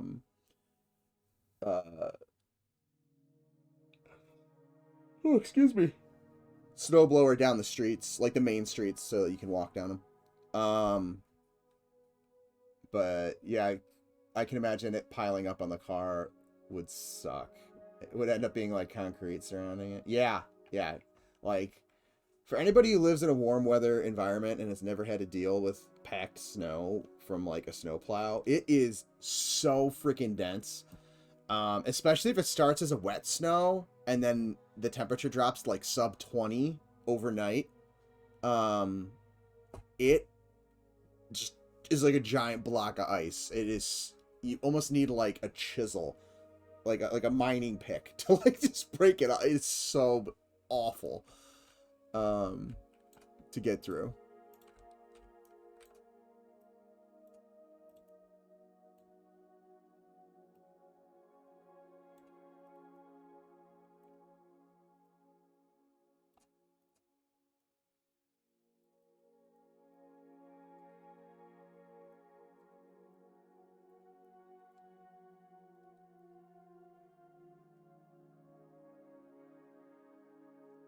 Snow can be fun, but removing it is not one of them. Nor is driving in it, honestly, unless you're like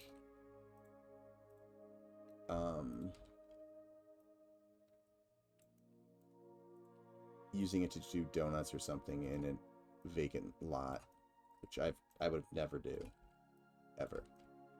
But I hear it's fun.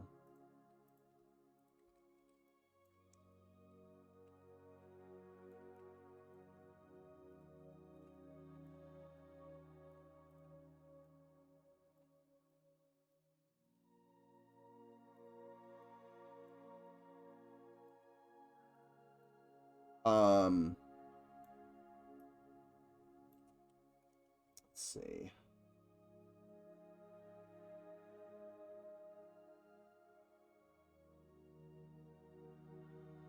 We had a flea issue in a new place we moved into. Ended up buying diatomicus earth and vacuuming every day for weeks. Yeah, I did a lot of vacuuming too, and like a lot of the flea powders and stuff like that.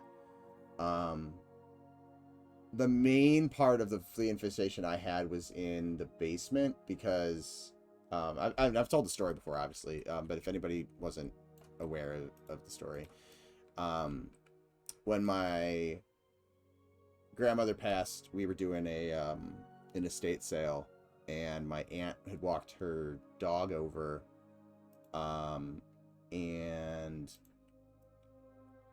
put the dog in the basement, and our cats were down there as well, because the one cat would spray, because my ex didn't get him neutered in time.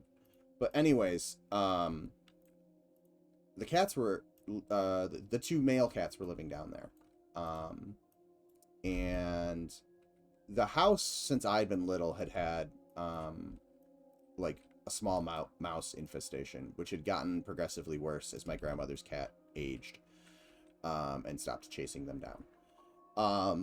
But we had them down there, and they were, you know, doing their mouse hunting thing.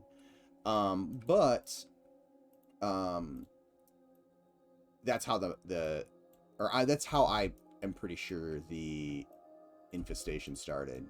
But anyways, a week later, I went downstairs, or no, maybe not a week later. It was a couple days later, probably. I was going downstairs, to play my Sega Genesis, probably. It was Sega or whatchamacallit, PlayStation 1, which was in our family room. And I was bringing my son down. He was like an infant. And I felt something on my leg. And I looked down, and my legs, like, you couldn't see the skin. They were just coated in thousands of fleas.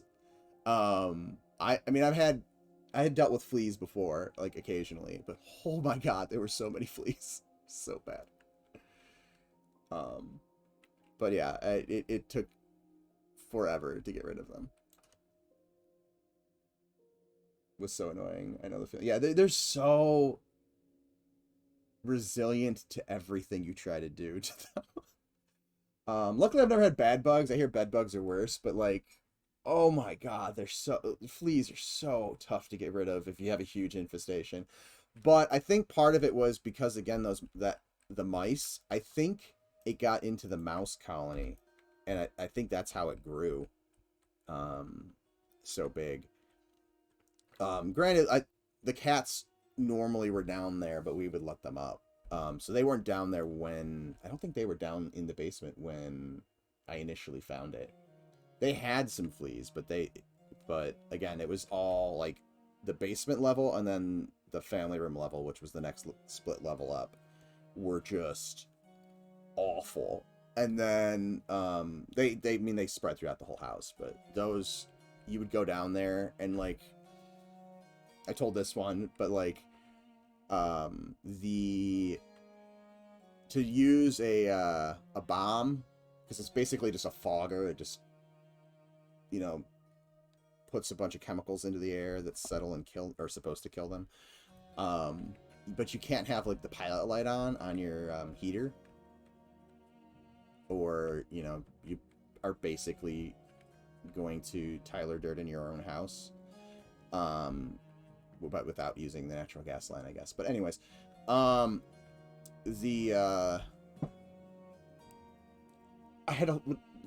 furnace we had, you had to lay down on the ground to get to it, and there were so many of them, I could hear them jumping. I could hear the little clicks of them jumping towards me, because apparently they have, like, they're able to sense heat, and that's what they jump at. And they were just all coming they were all coming for me, and it was, ugh, I could still hear it in my head. It's like one of those PTSD, like, embedded in your skull forever moments.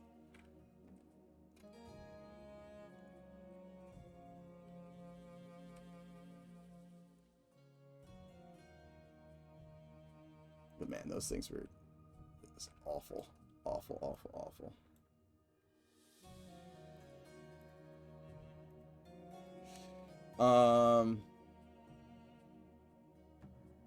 That happens all the time during tick season. Tick season has gotten definitely worse, at least in this area. Over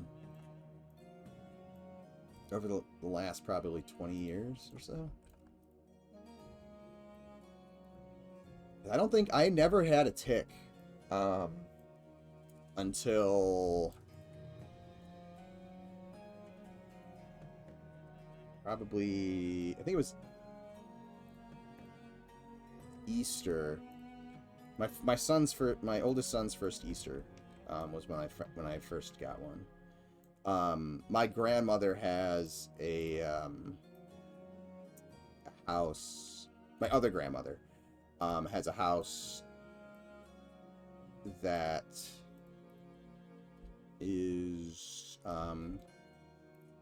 kind of in a slightly more, I don't want to call it country because it's not country, but it is a suburb of Cleveland that is a little bit more rural, but not quite rural at the same time. It's just more wooded, I guess, and the houses have larger backyards and stuff like that. So she always does like an Easter egg hunt for the kids every year in her backyard, and we had taken my oldest there for the first time to do the Easter egg hunt, and the back area is wooded. I mean, there's a ton of deer and stuff that live back there. But anyways, I got home and went to take a shower and was like, oh crap. And then I had a Lone Star tick, I think, in my thigh. And then I, like an idiot, tried the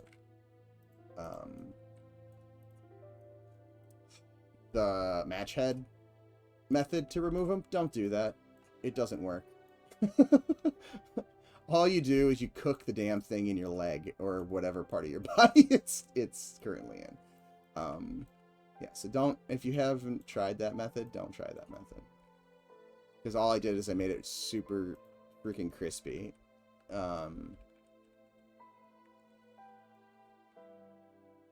And yeah, had to remove it with tweezers anyways. But now I've got like actual like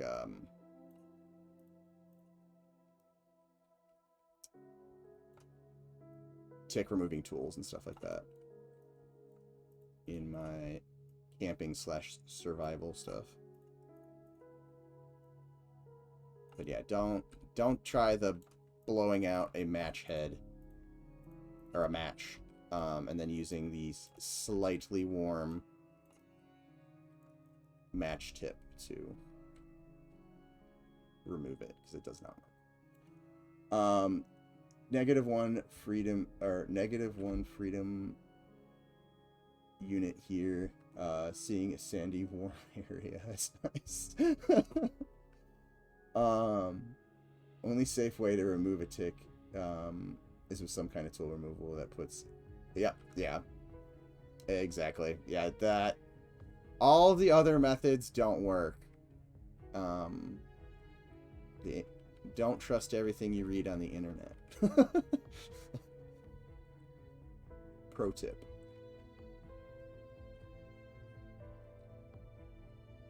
It also reminds me, I can't remember what we eventually used that got rid of it, but at one point, me and my ex have been living, this is before we had kids, we're living at my parents', and my brother was living there as well, and my parents and my sister went on a vacation, so we were just kind of there watching the house, and me and my ex went to let their dogs out, and the dogs went sprinting right towards the back, and they were barking up a storm, and they went right for the back fence. It's a small yard, but they got there in like half a second, and they got to the fence and they both just started whimpering, and I was like, oh no, because I knew exactly what happened. And they got skunked. Like, it had to have been a huge direct hit, because man, did they stink.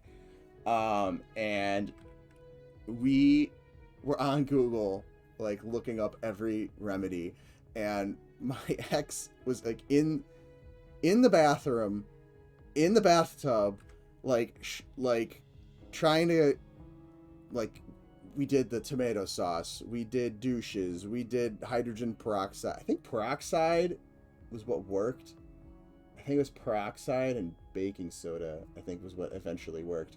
But we were like Googling all this stuff, and then me and my brother would go up to Walgreens, which was fairly close, like a couple blocks away, and then we'd come back with like stuff, and it was late at night, and this one cashier, like, we kept showing up and buying the most random things. Like, we'd walk up, and I think at first we came with like a bunch of tomato sauce, and then we came with a bunch of douches, and then we came with like, we were just like walking up with like most random stuff, and eventually she's like, did someone get skunked or something? We're like, yes.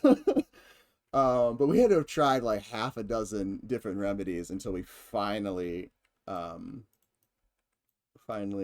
rid of the smell, or at least got the smell more under control. But that was another awful event.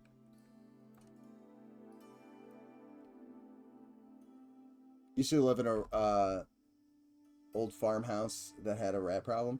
I lived in, well, I didn't. It was technically my ex's house, which was weird. So, um, we met my ex and another real good friend of mine through a mutual friend that I went to college with, and we all were hanging out, and then they were like, "Oh, we're gonna move into the neighborhood," because they were both living with their parents at the time. So we went around with them looking at all these houses to find an apartment for them to rent. And then we were like, oh, they were like, oh, this is the one. And then we went out the backyard and looked, and it was the house that was right behind our house. We're like, oh, and there was like a whole, like, there was a loose board on the fence, so you could like pull it to the side and like walk through. So it was great. But anyways, so I spent, because of the loose board and stuff, I spent most of my time over at that house. But that house had a rat problem. There was like rat poison and stuff in the basement, and like you'd open the door to the basement and there'd just be like a dead rat like laying there, and it happened several times. And the one really good friend was like terrified of rats, so like she rarely ever went down there, but the couple times she would open it up, I can't remember, they might have had, oh, you know what, they had washer and dryer in the basement, if I remember correctly. So I was trying to think why she went down there, but there were a couple times where you'd be in the house and you'd just hear her squeal, and it would be because there was some dead rodent laying in the basement that needed to be removed.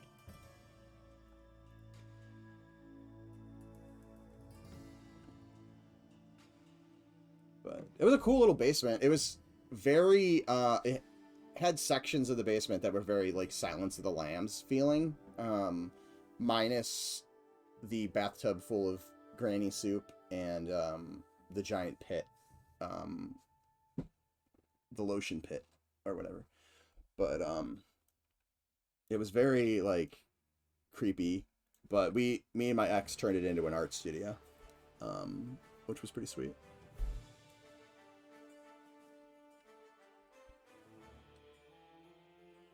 But there was you could tell where the rats would get in from, because there was a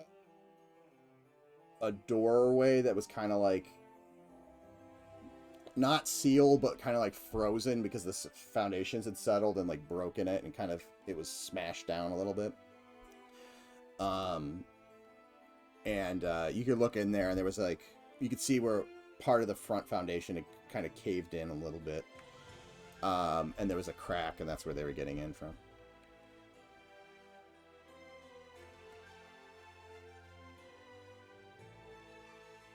You have my sympathies. Dude, it was horrible. I lived in one of the worst towns in the entire country for crime and other things. Oh, that sucks. Yeah, I lived in this town in Maryland for about 7 years ago. And I'm still traumatized. Yeah, the area we lived in back then wasn't like the greatest area, and it was right next to one of the more high crime areas in the city. But for the most part, it was pretty good. We only had one like incident, and my roommate kind of got fleeced for, I don't remember, like maybe $200, something like that, which doesn't sound like a lot to me now, but back then it was like, holy crap, dude.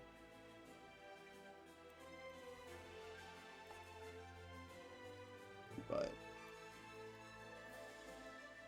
my one roommate at the time was, I mean, he still is, he's a really cool dude, and he's very trusting, I guess, when you probably shouldn't be at times. But I was about ready. So we had, as a group, kind of all migrated to this one area. of the town right by our college for our second year. And we would leave the door open during the day because we would all so there was 3 of us in my apartment. Like if you looked out the windows on the right or the left side of our building, the apartment across the driveway, the windows along that were all 2 girls that were friends of ours. And then 2 or 3 houses down, there were 3 dudes living in one apartment that were friends of ours, and then below them there were 2 more that were friends. So we were all like always running back and forth to each other's apartments. And then we had the door, we'd leave the door open, especially like if we knew someone was coming. And there was one time we were in my roommate's room playing Mario Kart or Mario Party. Oh, you know what? It wasn't Mario Party. It was, I think they were playing Guitar Hero. I didn't really play Guitar Hero because I sucked at it. And I just didn't have the desire to actually like put in the time to get good at it. But because my gaming time went to EverQuest back at that time. But anyways, some dude, or we hear someone coming up the stairs, and our friend Frank was supposed to be coming over, and started making all these jokes like at Frank's expense. And I walk out, and there's this really scrawny dude who looks like he's been under a car. He's probably in his early 50s. Because he's just like greasy and like dirty, and I'm like, what the heck? And this is standing in my living room, and we had like a baseball bat as a security device. I'm like, he can't see it, but I'm like grabbing it around. It's like a big like double door that's open. Doesn't have doors, but it's essentially like a double, triple wide entrance, but it's got like tapered columns that like basically he couldn't see that I was holding a baseball bat, because I was ready to just be like, what are you doing here? And he gave some sob story about his car breaking down, and like a mile away from here, like up a hill a mile away. He's like, oh yeah, my truck broke down. He's like, I need some money, can you give me some money? And I'm like, no, get out of here. And he was just about to leave, and then my roommate and our other friend came out, and then my roommate kind of bought his sob story. Especially he mentioned my roommate was very religious, and he'd mentioned knowing the pastor that worked at the church that was at the top of the street, and that was kind of the thing that he was like, oh, okay, I'll give you some money. So I gave him some money, and then my other friend gave him like a 20. He's like, and after the guy left, he's like, I'm never gonna see that money again. Because the guy's like, oh yeah, he's like, I'm gonna get paid, and I'll be back later with my paycheck. I just need to get it cashed. And then what happened? He leaves, and I was like, dude, you're never gonna see your money again. He's like, no, I trust him. And then excuse me. I didn't feel easy that night. And the house that we had was a pretty sweet house, actually. It had this awesome balcony. It was like an outdoor room, essentially. But anyways, you would walk up a stairwell. Like you'd go in kind of like this over here, actually. So you'd go up like a stairwell. It was steeper, and then except it was going to the right. There'd be like the living room, but like right here would also be the door to my bedroom. So there was like 2 doors into the apartment. And then my bedroom had like it had the doorway in from the entrance, and then it also had a doorway into the back hallway. But I usually slept with that door open. And then at like 3 in the morning, he's down at the door, like just pounding on the door. And I'm like, dude, I'm not letting you in at 3 in the effing morning. And like I went to bed with a pocket knife under my my bed that night, because I was like, I don't trust this guy if he does show up. And then I was like, cool, he stopped. Like, and I'm like, I'm not gonna go wake up Mike, who was my roommate. I'm like, I'm not gonna wake him up and let him know this dude's here, because I don't trust this dude. And then he somehow, I don't know how he got in. He got in the back of the house, went up the stairs, and he's pounding on our back door. And I'm like, how the hell did he even get in? So then my roommate let him in, and then I walked out, like pretending that I'm just waking up to go to the bathroom with a knife behind my back. But he's getting dressed, and I'm like, what are you doing? And he's like, oh, he needs more money for, he needs to stay at a hotel or something, I think was the second excuse. God, this was so long ago at this point, but I'm pretty sure it was a hotel. And I can't remember the reason why he had to go to a hotel, but he needed a hotel, but he needed more money. So Mike was going to walk with Mike to his ATM, to the ATM, and withdraw money. And I'm like, dude, he's going to stab you. Like, don't do that.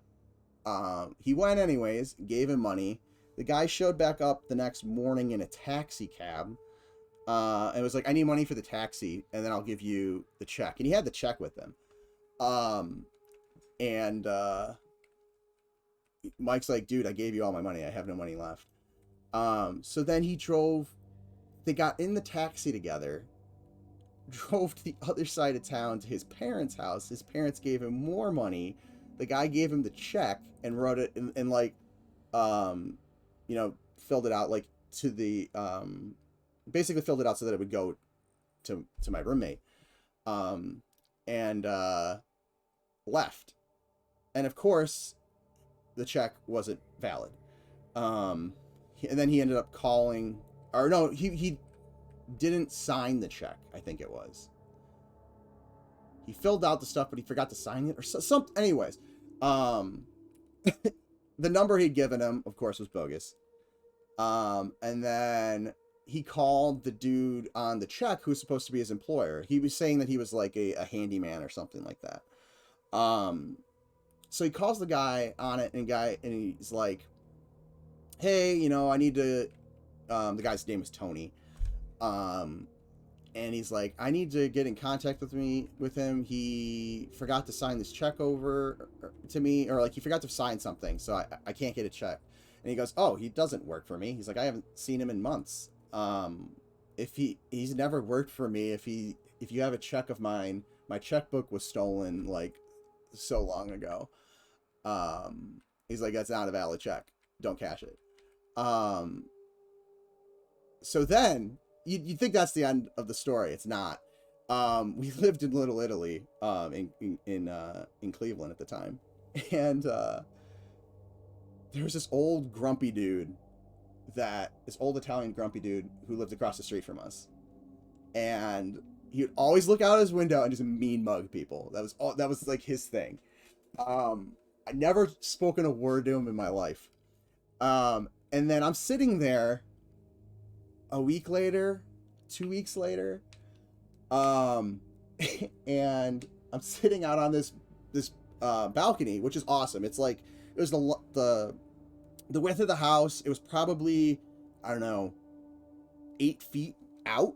Like it was pretty big, and it had an overhang. And I used to just sit out there all the time and like sketch or listen to music, or just like I would sleep out there sometimes. We had like legit furniture out there because it just didn't get wet, because it was, you know, so well protected. It was basically a room with pillars as opposed to walls. And then I'm sitting there. I can't remember what I was doing. And then this guy he starts yelling. He's like, hey. And I'm like, what? I'm like, what's going on? He's like, hey, you. And I'm like, who the heck is calling? And I look down, and it's the guy, the mean mugging guy. And he's like, did you give any money to Amata? And I'm like, huh? He's like, Tony Amata, did you give him money? And I'm like, no, but my roommate did. And then he's like, oh, why would he do that? He's an idiot. Like, that was stupid. Like, why would he do that? And I was like, I don't know. I tried to warn him. And he goes, well, don't worry about it. Me and a couple of the boys heard about it, and Tony won't be bothering you anymore. He's in the hospital. And I was like, holy shit, is this dude like mafia? Like, what is going on? And I was like, Thanks. Like, I was like, how do you respond to that? And that was the only time I ever talked to the dude. But I was like, this is beyond weird. So yeah, that was my run in with the mafia, and my roommate getting fleeced for like $200 back in college. Uh,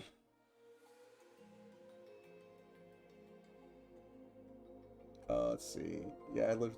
I just read that. Oh, hold on. 7 years. Okay, so, and that's a lot, dude. I used to live in Delaware and in Washington State. Very rundown, very crime-ridden. 1 in 17 chance to being a victim of violent crime in a small town. Yeah, that's some crappy odds right there. I can't remember if it's Mario. I feel like the games we usually would sit there and like play. I think my roommate occasionally would play Resident Evil 4, but usually it was like a Mario game, like Mario Party or Mario Kart, or a lot of the time it was me just watching them play Rock Band, or not Rock Band, Guitar Hero. Maybe it was Guitar Hero 2. Might have been 2. Usually if it sounds rehearsed in my experience, it is the sob story. Oh yeah, it was totally like, I really have a knack for picking up on people's BS. And I get like really weirdly passive aggressive really quick. I also do it with salespeople too. Like, I can tell when someone's trying to sell me crap, and I just get like really weird about it. I don't know why, but yeah, I was like instantly like about to chase the dude out with a bat. I wish I could say the same. LOL. Still in Tony the Groins. But yeah, it was definitely a memorable story. Although maybe it wasn't as memorable as I thought it would be, because I'm already like slightly fuzzy on a couple of the details because I haven't told the story in forever. But good times, good times.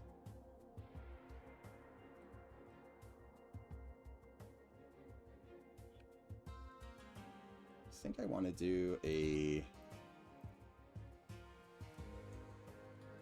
That's weird.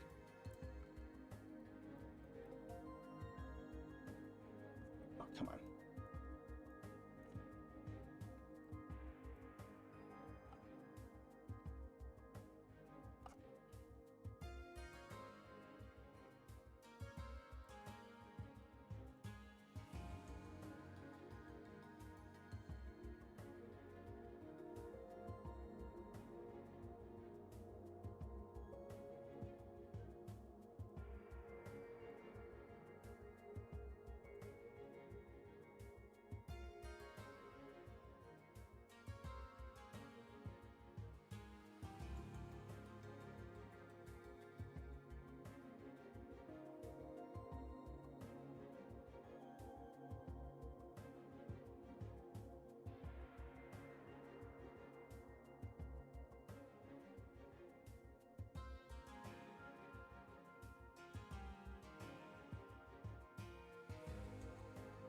See if there's any other places I can add some of these.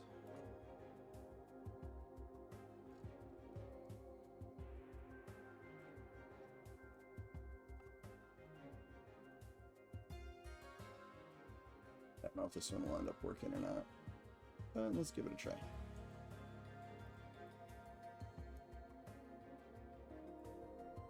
Yeah, that window will have to be higher. Oh, and I didn't optimize this room.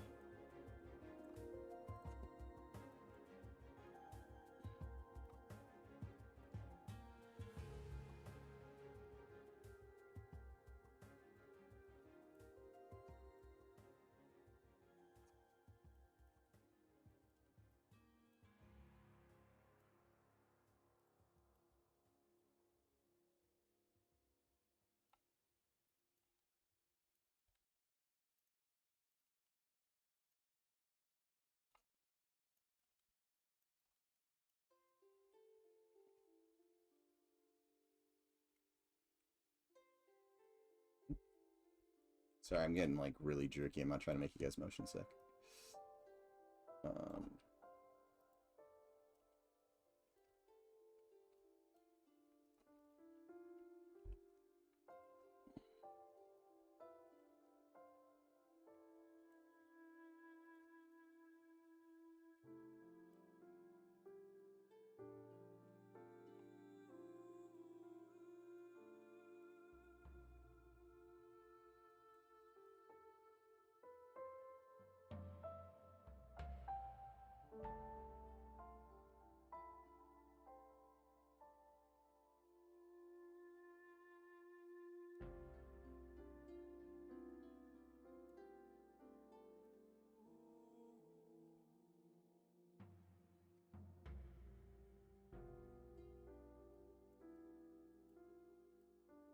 And again, these textures and stuff are still super rough, and the colors will be different, especially in this area. But I want to try some stuff.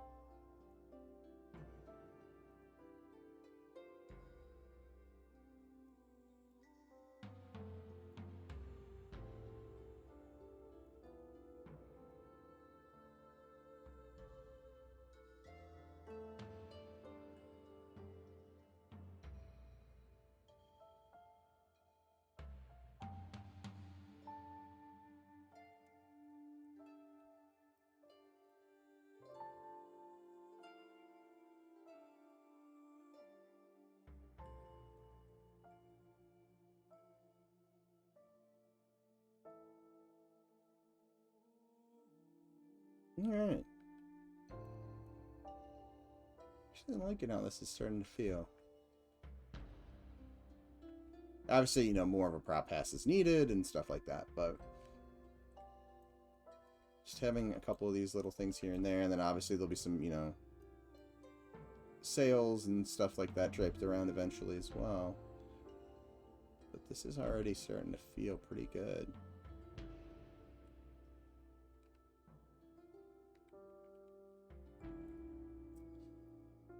But with that said, I'm already at noon, which is the time that I was looking to hop off and get lunch.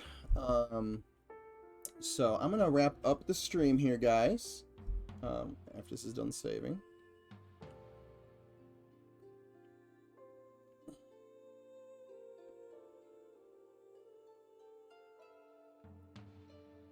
There we go.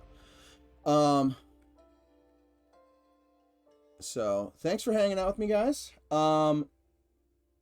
My stream should be back to the normal schedule. So Monday nights at 8 p.m. Eastern Standard Time and Wednesday at 1 p.m. Eastern Standard Time. Again, check Discord in case I do cancel something. The one that is always more likely to get canceled would be Monday, just if like work has just kicked my ass or something like that. I'll make a post saying something. But should be back to the normal schedule because Sean is supposed to be back next week. If Sean takes like a week off to get kind of back into the swing of things when he gets home, I might skip Monday and do next Thursday, but we'll just see. We'll play it by ear, but the plan is Monday. If you are new to the project and are not aware of what we're doing, we're making an indie MMO that's very influenced by the classic generation of MMOs. So think late 90s, early 2000s. EverQuest, Asheron's Call, RuneScape, Ultima Online, that kind of era of the genre is very influential in our aesthetic and our core concepts and stuff like that, and the gameplay mechanics and the feel that we're going for specifically. So that is our website that I just posted. If you'd like to check that out. If you have any questions, feel free to hop into the Discord. We've got a pretty decent sized community. We're closing in on 2,000 people in the community on the Discord currently. I think we're at 90 or 1930, 1940, somewhere in that range. But all the developers are in there. Feel free to ask us any questions you want. We have a pretty knowledgeable fan base in there as well that can help answer questions. But yeah, these are other members. Oh, sorry, I hit that and forgot about it. That is our mailing list if you'd like to stay up to date with the development. This is the one that I was just about to say. These are the other members of the team that stream. Everybody kind of streams their own aspect of the game. Obviously, there is low overlap in some areas, but my streams primarily are environment art and level design based. So yeah. But yeah, check out their streams if you haven't already. We also have a YouTube where we upload all of our past VODs. If you are watching YouTube, please remember to like and subscribe, comment below, click the bell, all that fun stuff. The more engagement we get with those metrics, the more likely it is that M&M content will get pushed out by the YouTube algorithm. So it only takes a couple seconds. We really appreciate it. Thank you very much for everybody who does. We read the comments and try to comment back and stuff like that as well. If you are watching on YouTube and you'd like to participate in my live chats, again, I've already talked about the times I'm on, but you should have a link to my Twitch page, Pace the Ranger, down in the description somewhere below. Just click on the link and then follow the channel. You get a notification whenever I go live. You can also opt into notifications on Discord, and anytime any of us go live, it will let you know in Discord that one of us is live. As always, thank you everybody for hanging out with me today, and thank you very much to all my sponsors. You guys rock, and your generosity is always super appreciated, so thank you very much. I will catch you guys Monday. Everybody have a lovely weekend, and take care.